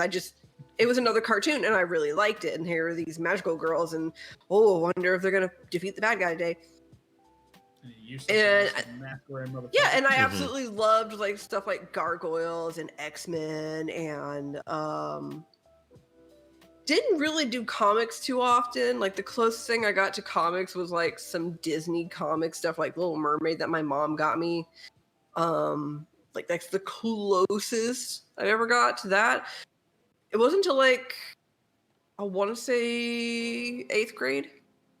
It's kind of late. I wouldn't say 8th grade. I wouldn't say like it was awakening. It was more of a understanding of, oh, this is what I'm watching. This is what I'm into. Mm-hmm. I had my best friend. She's like, oh, do you like anime? I was like, you just said something. What? She goes, do you like anime? And I'm like, what's anime? I'm like, I might like it. I don't know. I've never heard that phrase before. And she's like, oh, stuff like Dragon Ball and Sailor Moon. And she listed off a few other things that I'd like heard of but hadn't watched yet. And I was just like, yes, I like anime. And then from there, just snowballed into the dorkdom and geekdom that I am. Mind you, like I said, I also really liked Star Trek, and I watched that growing up. But again, that sense of this is this culture or this genre that other people aren't necessarily into as widely or as mainstreamed. And of course, I got into Pokemon when that first came out, and then when Pokemon kind of seemed to fade, got into Yu-Gi-Oh! Someone tried to get me into Magic, but I just, for whatever reason, couldn't at the time. But again, up until 8th grade, I was just like, I know of this. I like this. I don't know what it's called. I don't know this genre or don't know what to call it. So it wasn't until 8th grade that the light bulb went off. Yeah. No, that makes sense. That makes sense a lot. I would say for me, yeah, I've said multiple times that I had the luck of having uncles that gave me a lot of material to read as a kid, and a lot of material to like go over as a kid, like X-Men and like early on anime and things of that nature, like things that came out in the 80s, and stuff of that nature. Breaking your stuff. Jesus. But I don't know, like for me, the biggest thing is I didn't understand any of it, right? Even when I was in elementary school and in middle school, I was watching all these things like Cowboy Bebop and Yu Yu Hakusho and all these things that you watched late at night in Adult Swim that you weren't supposed to watch, but I didn't understand any of it. Like most of it, I didn't understand the subject. Inuyasha when that came on. Yeah, like for me, like we had this setup where I had a TV, but the cable was like old school. It was connected to wherever the front TV was showing. So I would wait until my grandma was asleep, and then I would go back and then like switch the channel and then go back to my room, and then just watch where I want to watch and not go to sleep till almost like 4 or 5 o'clock in the morning. But like until the infomercials come out. I got smart because at the time I didn't realize the other shows that were coming on before or after Inuyasha. Bye, town. I would set an alarm that would wake me up like a few minutes before Inuyasha would come on, so I could go out there and like turn it on. And I had to play it as low as possible, enough that I could still hear it, but not wake up my mom because the TV was like back into my mom's mom and dad's room. And this is when I lived in in Monticello. Monticello, right? Yeah, that trailer. I mean, the thins were all in that house, anyways. Yeah. Oh, yeah. So there was one time I almost got caught, and I played it off. And I'm pretty sure my mom was just like, whatever. I went out, was watching it, and thank God it was at commercial time because Adult Swim only had like that like quick intermission commercial between like two parts of you had a solid 5 minutes before like the next 5 minutes. And luckily it just went on there, and I heard my sister's door open, and I went boop, turned off the TV real quick, curled up, and tried to pretend I was the dog because we had like a big black dog at the time, and I tried to pretend like I was her. And I was playing it off that it was dark and my sister was half asleep. So my sister goes to the bathroom, kind of stops, calls out my name. I don't respond. I'm staying dead still. She just goes back to bed. I turn back the TV on and finish watching Inuyasha and then just go back to bed. And then like the next morning, my mom's like, Adrian. I'm like, hmm? She's like, your sister says that you were up late last night. And I was like, no, I was asleep. And I mean, I wasn't lying. I was asleep. I just happened to wake up for 30 minutes to watch a show. Yeah. I mean, Yeah, to continue on the idea of my awakening, because I, Sorry. unfortunately, young age, I didn't get it too often because I didn't understand half of it. I think that's like, all of us. Like, at I that was young so age, sad. We had all that stuff. I was so sad I didn't understand Cowboy Bebop when I was like, I don't Oh, know, yeah. 10, 11, Yeah, but that 12 just years means we need old. to appreciate it now when we're older. Yes, Yeah. yes, but my thought process was I wish I had the ability to like really appreciate what it was like early on, and then like and then have it, especially since I'm not a person that is good at rewatching things, like re going into I'm something. the Like same way. there's only so many things that I can rewatch and replay and redo because I'm a person that I don't want to be burned out by that piece of content. So I don't want to like ruin the feeling that I had before. And I know that's bullshit, right? But it's a No, game. it makes sense. But like, so like for me, it has a lot to do with my personality. So in, I would say middle school, I didn't know about anime and manga until my friend Kim told me about it, about manga. And I started reading manga heavily. I bought Psycho Academy as the first one, which is not a good first one you get, but it had that was titties. your intro? Yeah, that was my Psycho Academy was my first book I ever bought. The first manga I ever bought was Psycho Academy, which Jeff knows, but anybody else knows. It was basically like titties with psychic people. Like essentially what My it. first one. Like the first one I bought. To be fair, there was a lot of manga I read before that because I think I read like, oh god, there was a lot of Clamp manga that I borrowed for Kim before then that I ended up reading that I really liked. I remember I was obsessed with Tsubasa, and like it wasn't until like getting up to high school, right, where I had a group of people where they were coming to me about recommendations about certain stuff because by that point that was the era of the fan sub. That was the era of fan subs. That was the era of the big three at the time: Naruto, One Piece, and Bleach. And When they were still young. yeah, when they were still young, but I mean, like they were the highest grossing like manga you can Well, ever, yeah, manga but they and were series you still, can like- ever do at the time.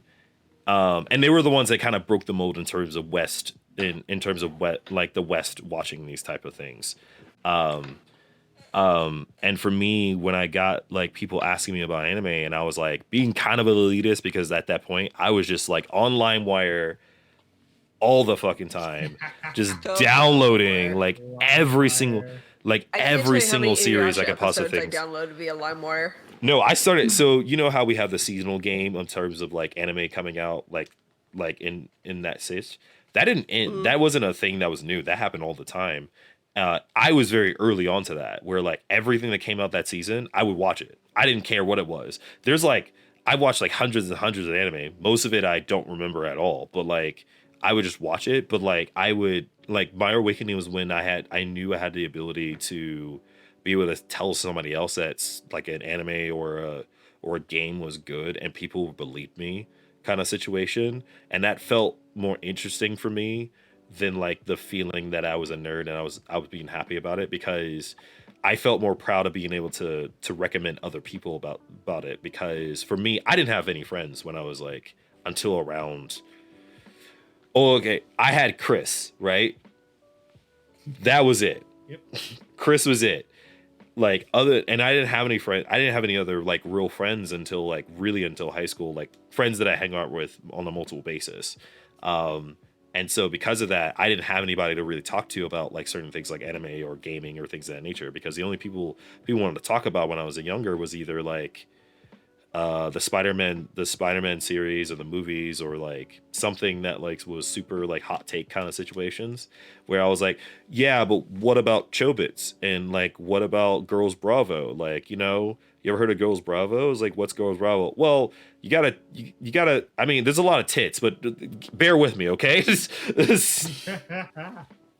Like, there's culture in that. So like for me, it was a matter of my awakening was the idea of being able to recommend stuff because that allowed me to be more myself and allowed me to say like, oh, well, I don't have to give a shit like what other people See- think because I know more than that person, which kind of turned me to elitist for a little bit. The only reason I ended up being able to like fully understand is because Elise she had like 2 or 3 older brothers who got her into it, Hmm. and thus she got me into it. It's snowball effect there. Yeah. Another tandem for me is that like I didn't like have that feeling until like I started reading actual novels. Like I was like, oh well, this story makes sense now that I'm reading all these things, and it like I started having more of a like critical thought process of these stories, and then I was Yeah. like, oh, there's more to this animation that's from Japan than I thought, and or like there's more to this. There's like little bits in this like comic that someone puts into, or like things of that nature. That's why when I found when they came out with the Fullmetal Alchemist light novels, and they actually released them in English because it was during like the big hype of that series, I bought them, and they're actually really good. Because what I enjoyed about them was like it was a different perspective, and like they're little standoff stories as like Ed and Al are traveling through their region in their search, and they're just side little stories, but they're really good. True I that. don't know. I like that stuff. And like to kind of go back on like the whole like you don't like to rewatch a series too often. I was one of those people that like once I watched the series, if the series was completed, I didn't go back and watch it. Like I have yet to actually fully go back and watch all of Full Metal Alchemist, like the original. The 'Cause original? My brain, Well, like, yeah, because my brain, like, I know what happens. I've Yeah. seen it. I know what Yeah. happens. a lot of But- people just don't like it but now hang that on. Brotherhood's out. Yeah, well, there's that too. But I do this with Inuyasha. I did this with Chrono Crusade when I got it on DVD. I did this with Dean Angel when I got like one of them on part of it on D&D. Well, you named a bunch of them that I D&D. feel like just didn't age well at all. No, but there were certain scenes that I would pop in that DVD for. I'd replay that episode for just so I could see those scenes again. Oh, okay. Inuyasha, the best one that I always did multiple times was when he went demon for the first time, and I was like, oh shit, because like it was just so cool. Chrono Crusade, when Chrono loses his absolute mind because he thinks Rosette's dead. I played that multiple times. Bless Chris Ayers for doing both young Chrono and older Chrono. Hmm. Older Chrono's hard on him. Oh god, what was another one? Full Metal Alchemist. There's like certain scenes where like The cape just reveal because it looks, huh? or the arm reveal. Yeah, I mean that's like the first episode, so that doesn't help. But that's, I mean, it's also one of the best scenes So big. in the Yeah, in that first Oh, yeah. iteration ever. Oh yeah, Like nobody, like, it's- people will talk shit about the first series all the time because they're like Brotherhood's better. Like the first one's just shit, but no one will ever say talk shit about that first scene. Yeah. no, Or that first episode I in general. I can't dog on the first series. Like, sure, the ending kind of went, "Nyeh," but I liked how they kind of played it off. It was one of the better, like, not official endings, if you will. Because the following movie they did for it was absolutely beautiful. The Mhm. Conqueror of Shambhala. Hmm. That was a great movie. Like I traveled. Me and Lydia took our butts into a minivan and traveled all the way up to Columbus, Georgia, just to go see it because it wasn't playing in any other theater near us. I thought Tucker was handled better in the first one than the second one. Agreed. Well, see, the problem between Brotherhood and the original series was able to focus a lot on certain things that were already established because the manga was already up to that point, and then after a while, the anime kind of went south because the manga wasn't there. Yeah, yet. that was So when Brotherhood came out, you can tell up to a certain point that they're kind of glancing off it, like, yeah, here's this thing because a lot of fans, a lot of people are like, oh, yeah, we already know about this. And then at a certain point, it kind of goes, okay. but I feel like here that you go. ruined. I feel like it ruined it for it. If you're gonna do A little, yeah. my thought process, if you're gonna do a remake of something, right, you should take the time to really focus on the purpose of why you're doing that. And the whole purpose of Brotherhood was just so it could be closer to the manga, right? The I would whole think. opening Oh, go ahead. Sorry. I was gonna say the first episode of Brotherhood, like the first opening part of it, never happens in the manga. Yeah, it never happens. No. But it's That's still never one of the happened in the best. manga. It's still one of the best scenes you could ever talk about. Like it's such a beautiful No. or burst In or Brotherhood. in Brotherhood. Not the. Oh, you mean the whole weird? That small segment Oh, of the that- opening of Brotherhood. Oh, that weird Yeah. bullshit. Like, where in like the guy escaped from jail. That never actually. I'm not happened. gonna lie to you. That was the most forgettable part of like that series. It was. That series to me ever. I remember telling you I was like, I don't like that episode. I hope it's better because I was like, this is Because, like, stupid. in the manga and the original Fullmetal Alchemist starts off where they're already in wherever that town is. Yeah, aren't they already in the town that like they're supposed to Yeah. go to, and then they just kind of Yeah. like go back and forth with what is happening with them, like what Yeah. their backstory with that. So Sort of. It goes off to where like they're in the town and they meet the fake priest and all this stuff ensues from the there. thing with Rosa and all that shit. Rose, excuse me. Though Rosa is not an important character. No, he in isn't. Brotherhood Isn't she or like the just a manga. throwaway character in the manga? She's just there. She's just a character that helps explain a little bit that here's my metal arm. I'm Full Metal Alchemist, even though I'm this. But 13-year-old that's kid. why I say that the first episode of the first series is so important to me because like that made a better explanation, a better like full frontal of the characters. Of the at least yeah. the two characters than anything else did because I don't care who you are. I don't think Brotherhood did it. I don't think the books did it better. I feel like the first one introduced Ed and Ulrich way better. Elric, it is Elric, right? Elric, Okay, yep. yeah. No, But Al, yeah, no, Al, no, it did a Alphonse. great job. Sorry, It had- no, I meant to say Alphonse. That's what I meant to say. Oh, Alphonse. Uh, No, okay, no. The original series had me hooked. Like I never. How did I get into it? Oh, I was watching Inuyasha. I was just watching Inuyasha, and they're like, what was it? Up next, new Full Metal Alchemist. Yeah, I'm like, same here. I'll try it. Same here. I'm I was like- like Inuyasha, and then someone said Full Metal Alchemist. I thought it was badass because they kept showing the arm reveal, and I was like, "Fuck what?" Well, no, like I was watching Inuyasha, and then like Full Metal Alchemist came out. And I remember Elise going, "Hey, there's this new anime coming up after this. I think you might like it. Are you gonna stay up and watch it?" And I was like, "Yeah, I'll try." Stayed up and watch it. Hooked. Yeah. Same thing happened Mm-hmm. with Trinity Blood, even though Trinity Blood wasn't that popular. I still don't I think liked that it show's for good. different reasons. Like I still don't think that show's good. No, the anime is absolutely terrible. The book series and the manga were really good and Yeah. beautiful, but Yeah. the anime is like, Well, it's funny. 50-50. So like the other thing about it in terms of awakening, so like the biggest thing that we're talking about is like it has a lot to do with like our personalities in general and how we take in our ways of consuming and creating content today kind of situation where I know for the two artists here Casual. yeah, you're still an artist. Just someone makes money off of it, the other does it. 'Cause I Cool. can. Just there's plenty of people that's super Because famous. you haven't focused on it, that's all. Not Yeah. that you can't. Yeah, I believe you are capable. I think See? I think you are too, but you know, I'm sure I am, but my problem is I know how my mentality goes, and like I could be all like, I'm gonna draw, and then like for 3 months plus, I could just be like, I'm not gonna draw.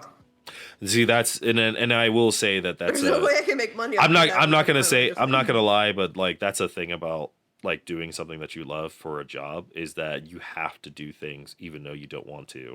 You have to make it. Yeah, like you a still job. have Well, that's why I to didn't make make it. drawing. That's why I didn't make art a career. 'Cause, like, I Hannah's never sitting there went like, to college. ooh, you preaching to the choir there, baby. Yeah, well, there's a reason I didn't go down the I'm gonna go to art school route. route. Norris, stop licking my Nice. fucking Well, at least you're able to organize yourself. Oof. Oh, Norris. Oof. But no, like Oy, I oy. had the idea of I want to go to art school. Like I literally like the entire time I was in high school, like going through senior year stuff, I was like I want to go to art school. Mhm. But at some point, like I started thinking about it, and I was like, I like to draw. I don't want to get to a point where I hate drawing. I don't want to put myself in a situation where I absolutely hate art. I hate drawing. I don't want to do that. And so I was like, I don't know what I want to do. So I ended up. It was also because my mom and dad were like, we can't pay for that. And I was like, okay, what are my other options? So I ended up going and just doing like community college to kind of get the general education stuff out of the way and try and figure out, okay, what do I want to do? Mm-hmm. Yeah. And now I'm a history major, which I don't regret. I love it. Yeah. For me, there's a matter of convenience that came up to me getting IT, because like I happen to have family that was into IT, so I knew about it pretty early, and it was kind of a fallback since I had to basically drop out of TCC at the time, and like go for that. But I don't care for it. I think it's less of like me not liking IT in general. I love like fixing shit. Honestly and truly, my favorite thing in the whole wide world is to build computers and to deal with access. I love dealing with like cybersecurity. I love telling people, no, you don't deserve that. Or like I love it. It goes along with my personality of like I'm a bit of a control freak, and You like to build.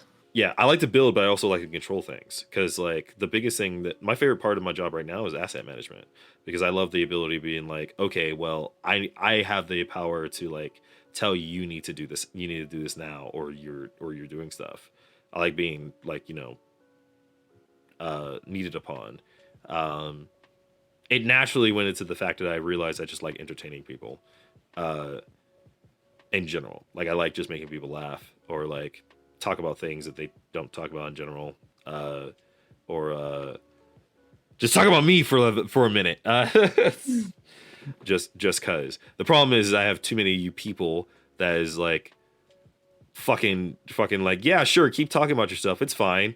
Like, no. Like, it's okay. Well, it doesn't help that like I grew up, and I'm not blaming my family at all for this. Like, I grew up around my family, and they didn't have like you're a child, you need to not talk thing. It was more along the lines of self-confidence, and also what you're saying is far more interesting than the stupid thing that I just wanted to say.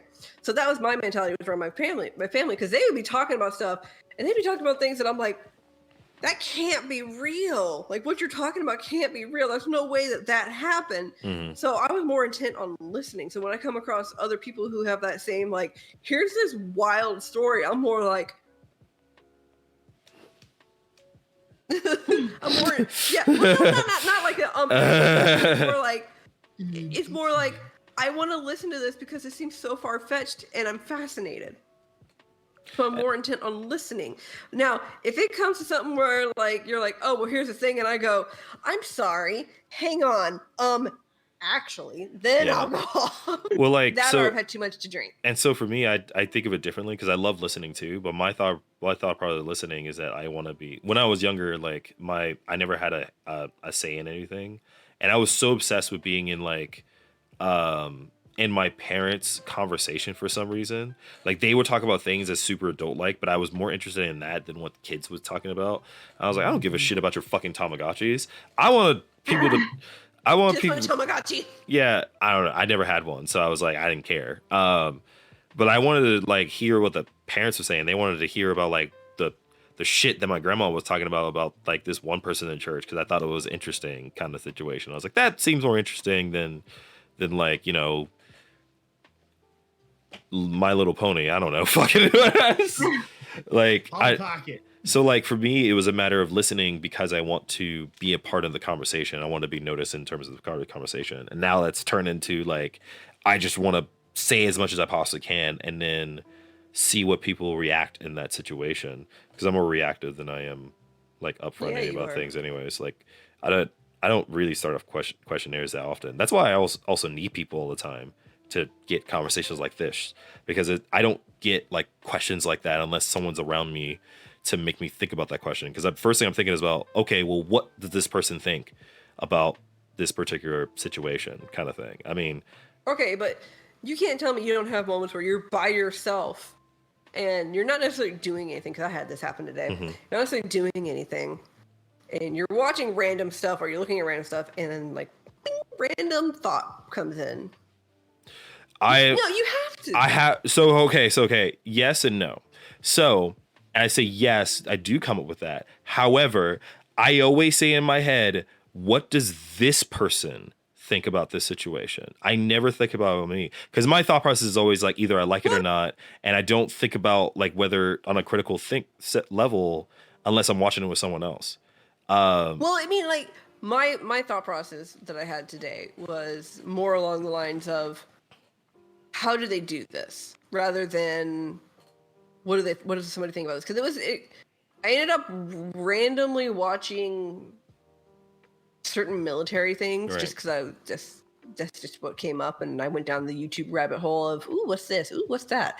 And it was a video of the sentinel at the Tomb of the Unknown Soldier doing his rounds, and then just telling off the crowd for being either too loud or telling somebody they need to get the crap back behind the barrier, which I sympathized so much with. And like my brain went, what happens if a child, like toddler, just blows past the barriers and like gets out of the reach of their parents? Like, how does that soldier or how does that sentinel deal with the situation? So it used to be like that for anime in terms of like having a specific thought process, like on my own kind of situation.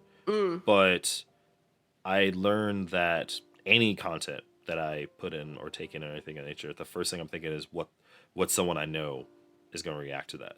Like I'm all about sharing in terms of things I want to put out there, because that's just how I am. I like other people's reaction more than my own, like honestly and truly.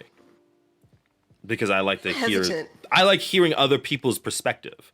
I care more and more about other people's perspective because I know my own perspective, and I'd like to see what other people have so I can have a conversation with that. Because I care more about having an engagement of the conversation. I can't have an engagement of something personally unless I know if somebody else has engaged with that. Now I'm picky about hesitant. it. You're hesitant to share, I'm or hesitant to share, because like it's part of it is self-confidence, and another part of it is I end up kind of just forgetting after a while. But I am hesitant to show or ask somebody, well, what do you think about this? Because I'm afraid, because I've had it happen to me before, I'm afraid that I'm going to say, ooh, what about this? I like this, or I enjoy this, or what do you think about this? And they're going to go, that's stupid. You need to shut up and go away. Right.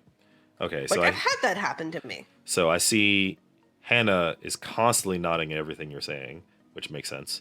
And good old Obadiah over here hasn't said shit. So I end up like keeping it to myself. So yeah, like with you, it's easier because I know you're not gonna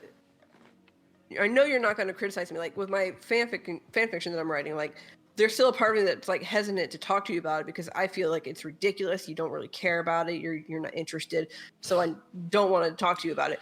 But I do it anyway because I'm sitting there like, no, he's not going to be mean about it, and he has a different perspective. Yeah, because I care about other people's perspective. I want people to like fucking tell me shit. Like that's what gets me going. I'm like, tell me. I need to know so I know how to be better about it. How do I take things differently in a perspective that makes me think, oh, well, this is why this is person thinking that way. Okay, well, what? Not necessarily how to fix it, but like, okay, well, now that I know, this might help me in different situations of how I'm going to do things and put some content. That's why I get so annoyed when like I see.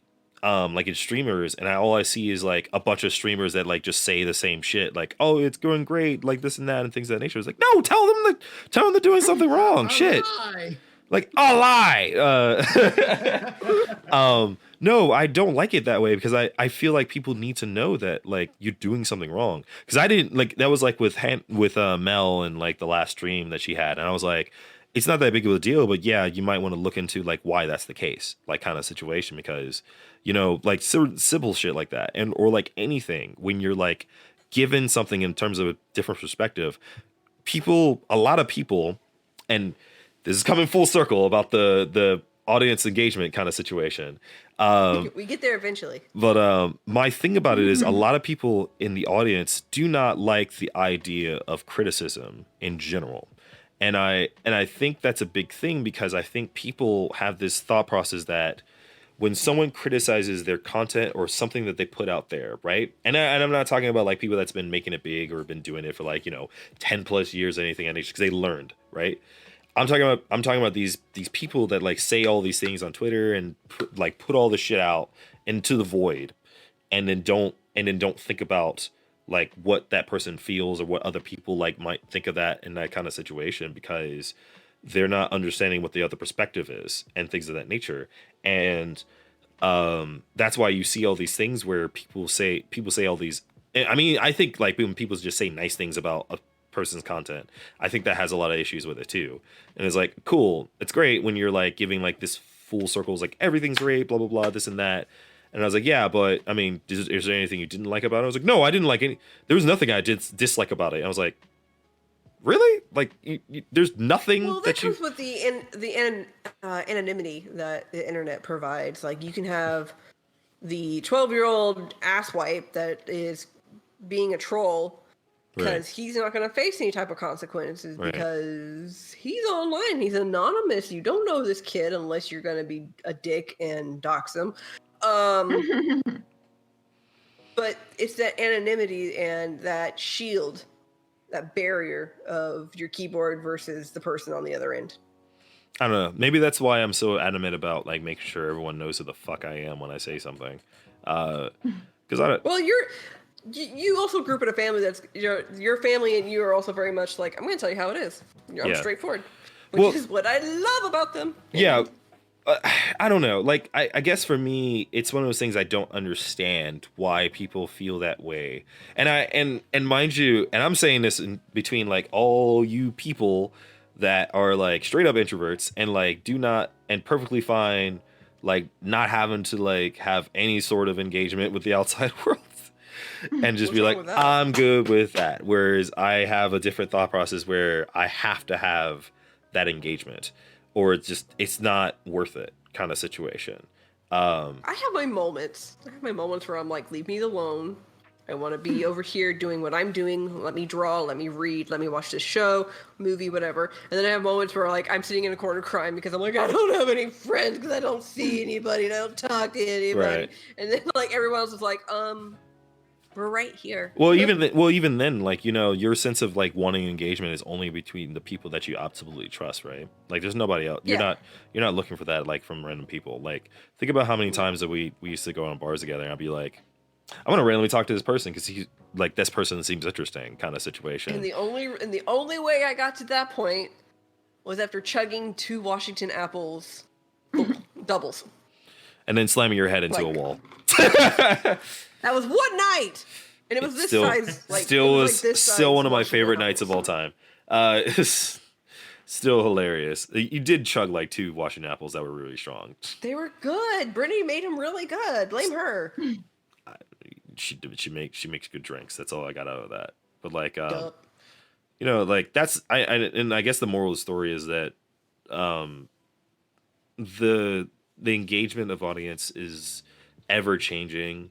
That goes along with not just, you know, like how content is made, but how technology is done and how information is gathered, and how, you know, how the change of lives in terms of how people today, in terms of like growing up in our 30s, has changed and how it was back then in their 30s. Because back then, it used to be, at least in the boomer age, like it used to be, by the time you got 30, you were either You already had a family. you had a family, job, you had a house. you had a family, you had a job, or you just got out of like, you know, military, and you're like picking things back up and you're doing things and like getting a job, kind of still the same thought process, right?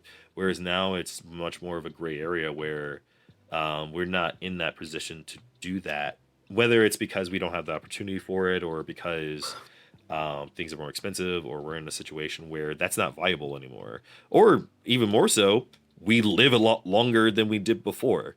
Yeah, we're not dying off as early. You know, we're not dying Well, at it's like, also it's also a product of our environment, of like Yeah. how things are going now Yeah. versus then. yeah, in terms of medical health, and we're not dying at like, you know, Oh, God, 40 yeah. and like stuff of that nature. I mean, remember back in the day People are when living in Eliza Hamilton was able to live till what, 93, I think, or Yeah, 83, 94. 94. Okay, That was like big. damn, If you- that was like unheard of. Like, You know, and now we got more and more people. Like, it's more commonplace. Like, oh yeah, people live to their 80s and 90s Yeah. roughly, and then there it is. Even sometimes getting those triple digits. That's the rarity now. It's like the triple digits are rare. yeah, what was It's it? like- The oldest. People are like, "How do you live such long lives?" And them 100s are like, Mm-hmm. You know, I You don't even know. someone put enough drugs in my stomach. That's fine. Basically, I- yeah. I No, want to the see. bad I is, want to see like, that one. I want to see that. Sorry, I want to see that one like 100-year-old person that goes, "How did you live such a long life?" And they just look at the camera dead on and go, "Spite." I remember one person. That was just like whiskey, just whiskey. Oh yeah. Well, Dude, it was like lived to be his 90s, and he just had like a shot of whiskey every single day. And I was like, every day. damn, I wish that. There was one. There was one. that's Yeah, similar to that. yeah, there was one similar to that. And I was like, damn, dude, like this dude just does not care. He's just ready to go. Mind you, he wasn't like binging it. He just always had a glass of whiskey every At single least day, one. at least one Yep. every single Every day, night, every night. every night.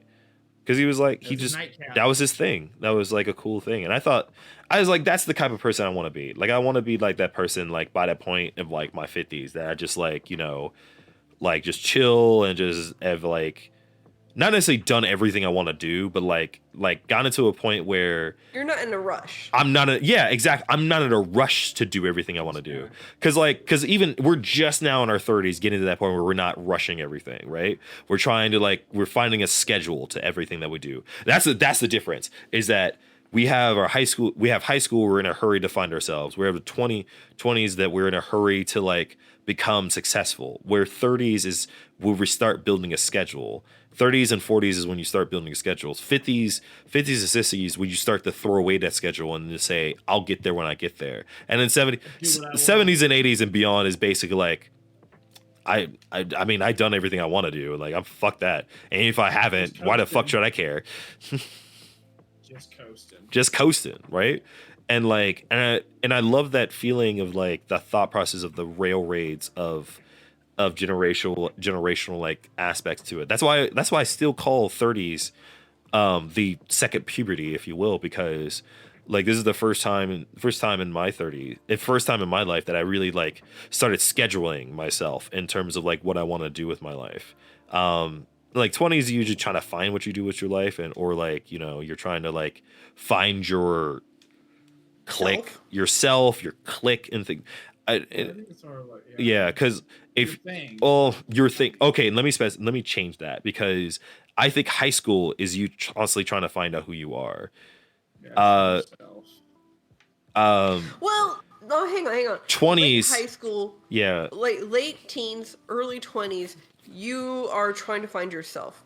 Yeah. Because in high school, you're given just enough freedom to kind of go, okay, who am I? But then once you get into college, a lot of those kids have lost that authority or figure of their parents going, don't do this. So they don't have someone telling them, don't do this all the time. Right. And so now they're free and more open to go, okay, who am I really without my parents behind me? Well, no, I don't even think about that. I think because your argument, it Okay, made a lot for of sense. some. But I think it's high school with that same thought process. I think high school is, who am I? What is my identity? College or 20s in general is, what do I do?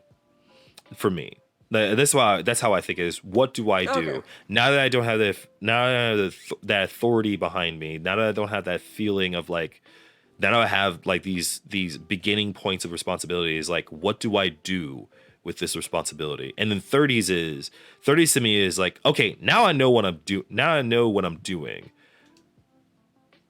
How do I do it? How do I do it? Is the thing I get, and that's and mind you, I don't think that's for everybody, and I'm thinking in my own thought process, like, this is how I am, because like at 30s is what it is for me. It's like, how do I do this now? Now that I know what I'm doing, how do I do this? Like, what resources do I need to get through to get to that point? Like, right?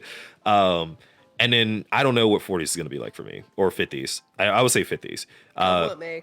It's come what may at this point. I feel like 50s is going to be like, okay, well, now that I know how I'm doing it, how long am I going to do it? How long do I want to do it? How long do I want to do this before I say fuck it? I think that's what the next stage is going to be for me. At least that's how I feel it personally. I don't know how it is. Where you're gonna have to constantly tell me to chill the fuck out. Is that how you feel, Hannah? Don't think I was gonna leave you. Don't think I was gonna leave your ass out. I was gonna make you like come back to the class. All right. Look, she's doing important I don't know what I'm doing now. I Making it feel good. like I feel like I don't know, watching Hannah I feel like is like the most like biggest example of like how I think about it is like what she's doing when like how is she doing, fuck if I know. But she doing it. Was she doing it? She's Shit, doing- she's she's doing doing it. Hell In my if I, eyes, in my eyes, Hannah, you are successful. yeah. Oh, thank you. I think so, feel too. like I don't know what I'm doing ever. I feel like most Oh, you success. too? I feel like successful people feel that way though. Like I feel like a lot of successful people, at least successful people that want more out of what they have and think there's not over for them, think that Because, yeah, you know, you're going to that next. because they don't yeah. because most successful people don't believe in success. You know what I mean? Mhm. They don't like in terms of their own lives. They don't believe that that's successful. They have more to gain out of that because it's like, okay, well, I have a goal. Well, now that I finish that goal wasn't big enough. Let me go. Let me do a bigger goal now. Like let me keep pushing something that makes this seem interesting until you get to a point where you finally, and it might years later or something of that nature, where you finally feel like, okay, maybe I've done enough, right? Or like in things of that nature kind of situation. Maybe I've done enough to a point where I'm okay with like, you know, ending it or like, you know, kind of pushing away from it kind of situation. You know. Yeah. Okay. Oh, God. All right. Oh, that went dark. All right. They said, no, Hannah, scratch your butt twice if you're still alive. I told her that earlier, and she Desire was, to end it was a long time ago. yeah. I don't know. I guess my thought process in terms of my sense of success is that I don't feel like success is really won until you have felt like not necessarily there's no more to go with, but like there's no more to hand. You're not proving anything anymore at that point. Like even to yourself, like there's nothing that you're trying to prove at that point. Like you've proven as much as you could possibly say to yourself or to anybody else in that situation where, okay, I've done so much at this point, and you start, instead of like focusing on what you can do in the future, but start reflecting on how much you've done throughout the past. And I feel like that's the final stage, if you will, to me, is when you start reflecting and start understanding that you really have done so much that you feel satisfied to a point. And then you can either croak or, you know, live another 30 years and just like say Whichever I decide at that and, point. and just say fuck bitches and walk around naked and not give a shit. I don't know. And I was like, look at my wrinkly ass, like kind of situation. I don't know. I guess that's my thought process. Like that's what I want to get to, is that like I want to move so much forward to a point that there is no way I can go further into the future. I am now like reminiscing so far into the past that not necessarily like you're stuck in the past, like back in my day kind of think of wishing, but more so like you feel like the things that you bring into your life and the things that you've done in your life has brung in some sort of meaning in terms of things that you left for the rest, for whoever is willing to like even if it's yourself, whoever's left in that situation to really bring upon and learn something in that situation. But again, I feel like that's just has to do with the fact that I have an obsession with leaving a legacy. So yeah, All right, Hamilton. well, And it's interesting that you think of things that way, which is, you know, your thought process. I have, you know, problems with object permanence, so my brain is like, well, tomorrow is just a longer part of today, right? So tomorrow is just everything that happened today is just gonna be the same tomorrow, and then it's like 5 years later, and you're like, oh my god, so much has changed. It's been 5 years. yeah. And my thought process is that like, okay, in like these many years, it's gonna be like this, and I'm gonna make sure it's like this, whether it's in my life or it's like, you know, somebody else doing it for me or something of that nature. I don't know, kind of thing. I mean, to be fair, Curiously. like I didn't really think about that. It's funny because, and this is why I love D&D so much, because I didn't really think about it that way until I made Johann Sova.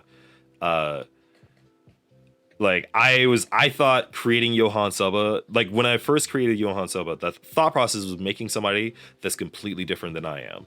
I was like, oh yeah, I'm gonna create this asshole that just thinks that he's all about himself and like wants to build this legacy and like doesn't care about these traditions that they put into it. Then I started, after like a few moments, I was like, oh shit, this person is me. Like this is a person that legitimately thinks that Yeah. that not necessarily doesn't care about the legacies or traditions or anything, which I do think those are important to respect those and things of that nature. Which I started, if you notice, Jeff, I started like changing the perspective of like, oh yeah, they're cool people, but I can do it better kind of situation, instead of Yep. just saying that no, they're just shit. My thought process is that I started realizing that the things I respect, I love so much, but I want to put my own twist into it. I want to be able to take those things and learn from it and bring something that like people will remember me by, and people will like, whether it's just one fucking person, I want somebody to understand that this is important. Like in terms of this prospect and things that I put out there is going to live on past me kind of situation. And I want things to live on past me because I don't expect things to happen right in the now. I want things to like marinate and like send the juices for like in the smoker for years and years and years. And then when it comes out, right? When it comes out of that and you see the smoke come out and you see like the juicy things, I want all the pieces that just fall off into the world. And like that's my thought process, is that I want things to come out into the world and people remember just one aspect of myself that will do something about it, even if they don't say anything about it. That's my thought process. I'm tapping out.